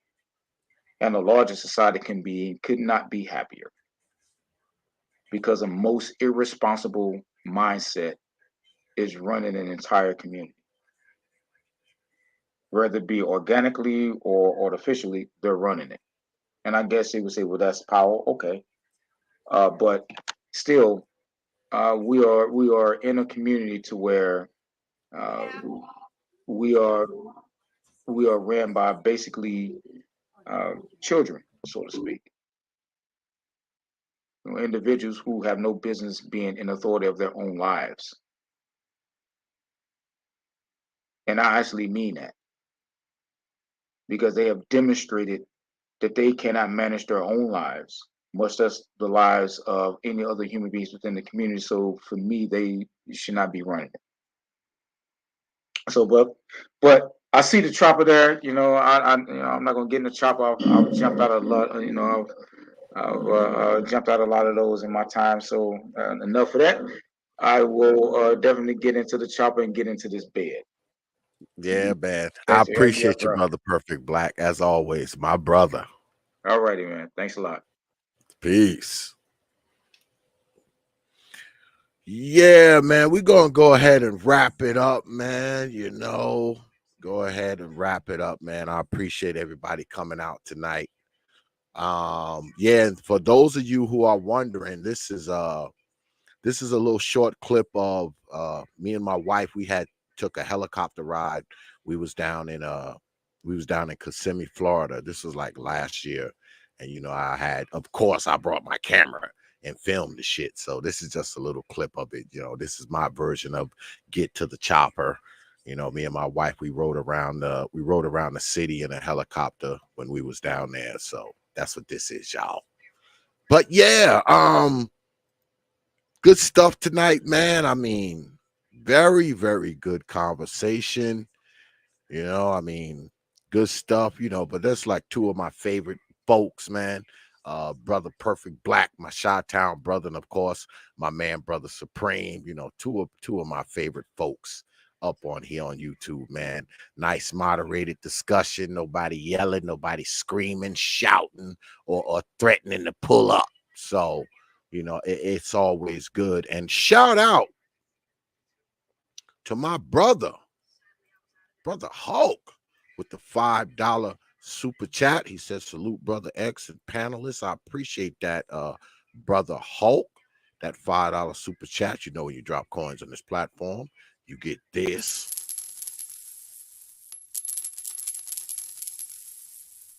I appreciate you dropping your hard-earned coins on this platform. Appreciate that, brother Hulk. $5 super chat. Yeah, man, we're gonna go ahead and wrap it up, man. We don't got anything lined up for this week, folks, but you know that can change. So far, I have nothing lined up for tomorrow. Y'all noticed tonight we did a Tuesday night stream. We don't usually do nothing on a Tuesday night, but the brothers wanted to get together, man, and have a chop down session, man. So we went ahead and did it. If we do something, it'll probably be Thursday. We probably won't do anything tomorrow, but we are going to do another installment of the ridiculous race game. Yeah, we're gonna do that. I got a few people who wrote me. I already got a few contestants lined up, so keep your eyes open for the thumbnail. You know. Oh, all right, brother Taylor. All right. Yeah, I got a few people lined up, man, for the ridiculous race game for Saturday night. And if you wish to be a contestant on the ridiculous race game, you know what to do. The email is prophetofthought@yahoo.com. That's prophetofthought, one word, no caps, at yahoo.com. And this weekend is going to be good because I got a few new people that y'all haven't seen before, you know, because y'all know I kind of mix it up, you know, so you're going to see some new faces. You may see one or two faces from the last one, and you might see a face or two from the first one. So come through, man, Saturday night, man, see what we got going on as we play the ridiculous race game. And shout out to my brother Nick Taylor with the $2 super chat. He said, I'll call you Thursday to explain what I meant. All right. I'll be looking forward to that phone call, brother Taylor. I appreciate that, brother. You know, when you drop coins on this platform, you get this.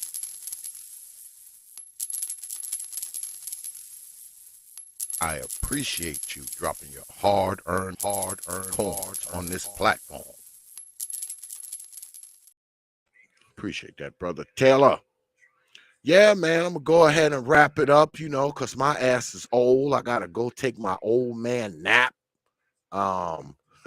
Good stuff tonight, though, man. Like, really, really good stuff, man. I need to have more of these kind of conversations, man, you know, going down over here, man, because these are the ones you actually can listen to, man, and you know they make you think, man, and not for nothing, man, you actually learn a few things, man, you know, if you just sit back and listen. Notice, man, when I have these kind of things going on, man, on the page, man, I do more listening than I do talking. You know, I let the brothers go ahead and, you know, lay it down, man, because I'm just like the rest of y'all, man. I'm just sitting back listening, man, you know, and this was good goddamn stuff tonight, man. And I'll say this before I get out of here as well, man. If you want to have a moderated discussion with someone and you think that you can't do it anywhere, you can do it here. All right. I mean, if you don't want to talk, if you don't want to hit the person up, you can reach out to me. I'll hit them up. I'll get in contact with them. And there's a pretty good chance that I can get them here, depending on who it is. All right. If it's one of them damn disrespectful, unkempt, uncouth fucking persons that I don't deal with, don't even bother asking me to try to get in contact with one of them. Because number one, I don't want them motherfuckers on my page. And number two, I don't want them motherfuckers on my page. So if it's someone like that, don't even bother. But you know, we do the debates here. We do moderated discussions too. So you know, hit me up, man, if you want to, you know, you want to do something like that, man. I don't have a problem with hitting a person up, man, and getting y'all both to come, you know, to the table, man, to hash some things out. I don't have a problem with that at all. And shout out to my Chi-Town brother Perfect Black with the $5 super chat. He said, thanks for having me, brother X. Enjoyed the combo. So did I, my brother. I appreciate that, man. When you drop coins on this platform, you get this.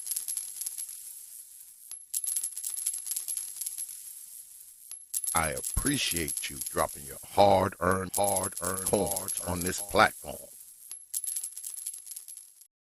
Appreciate that, my Chi-Town brother Perfect Black. Yeah, man, we're gonna go ahead and wrap it up, man. I'm gonna go ahead and let y'all go, and y'all are gonna let me go because my black ass is tired. Like I said, man, if we do anything, it's going to be on Thursday.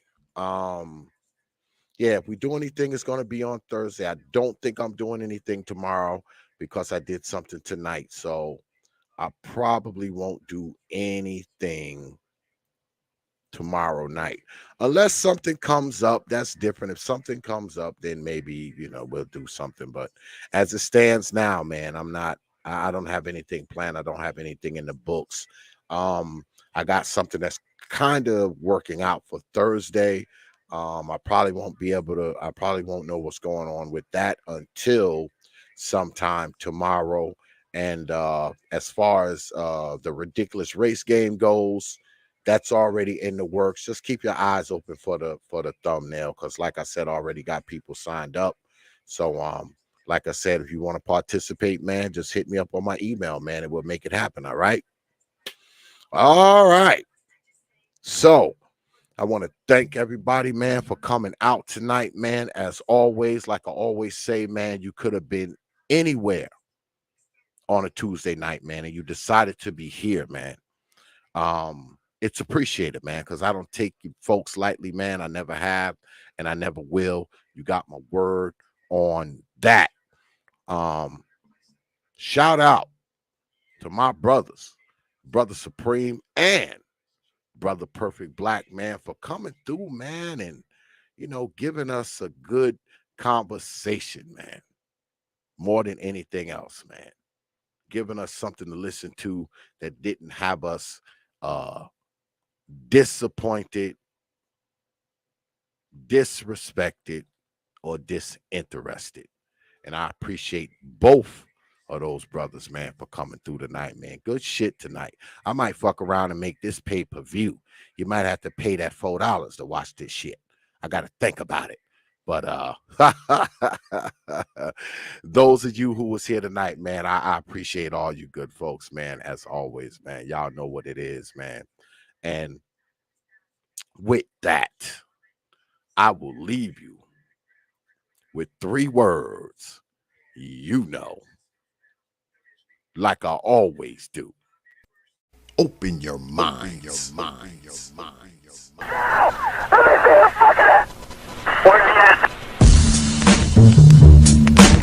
Hours of power.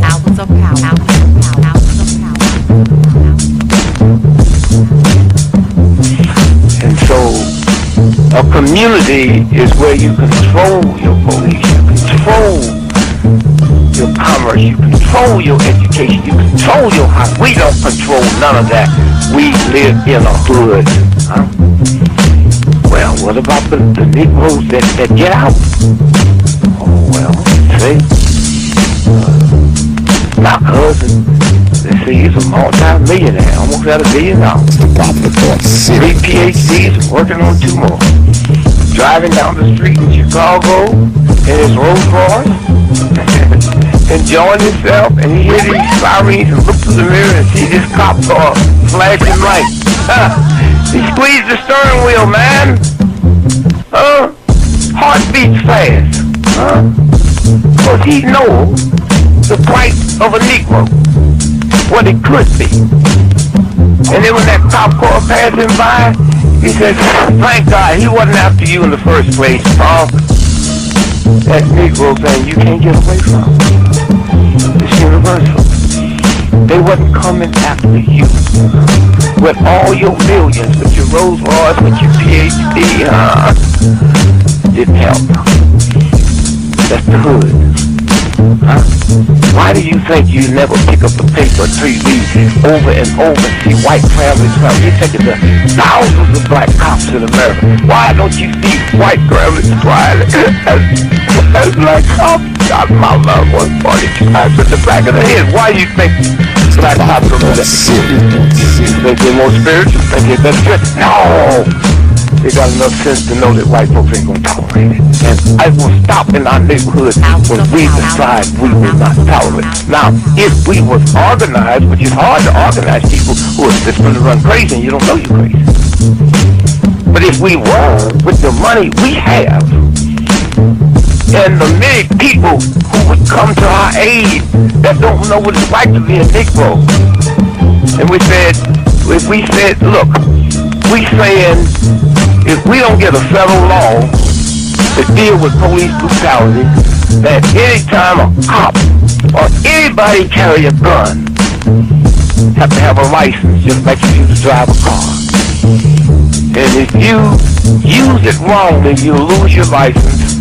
And if it's upheld, you can never work again as a cop or a store guard or a private detective. How do you get Congress to push that through? Well, you take your economic power and you call on your friends, black, white, young and old, and say, this coming Christmas, if we don't have a federal law to outlaw police brutality by law, if we call them for a nationwide boycott of Christmas and it start on Thanksgiving. Well, let me tell you what that means. 79% of all retail in America happens between Thanksgiving and Christmas. People stay in business all year, lose money just for Christmas, huh? Well, what happens now?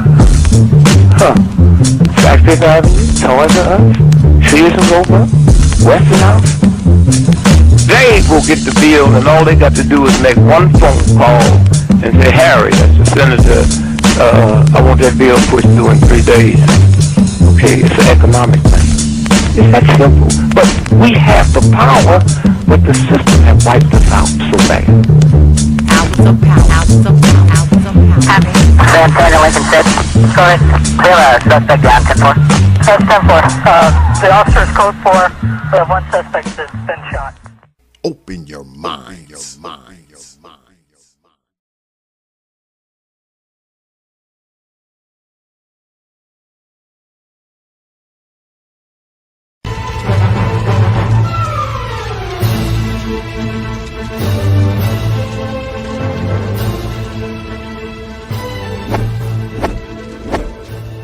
Only from T.P.O.T. Media. Open your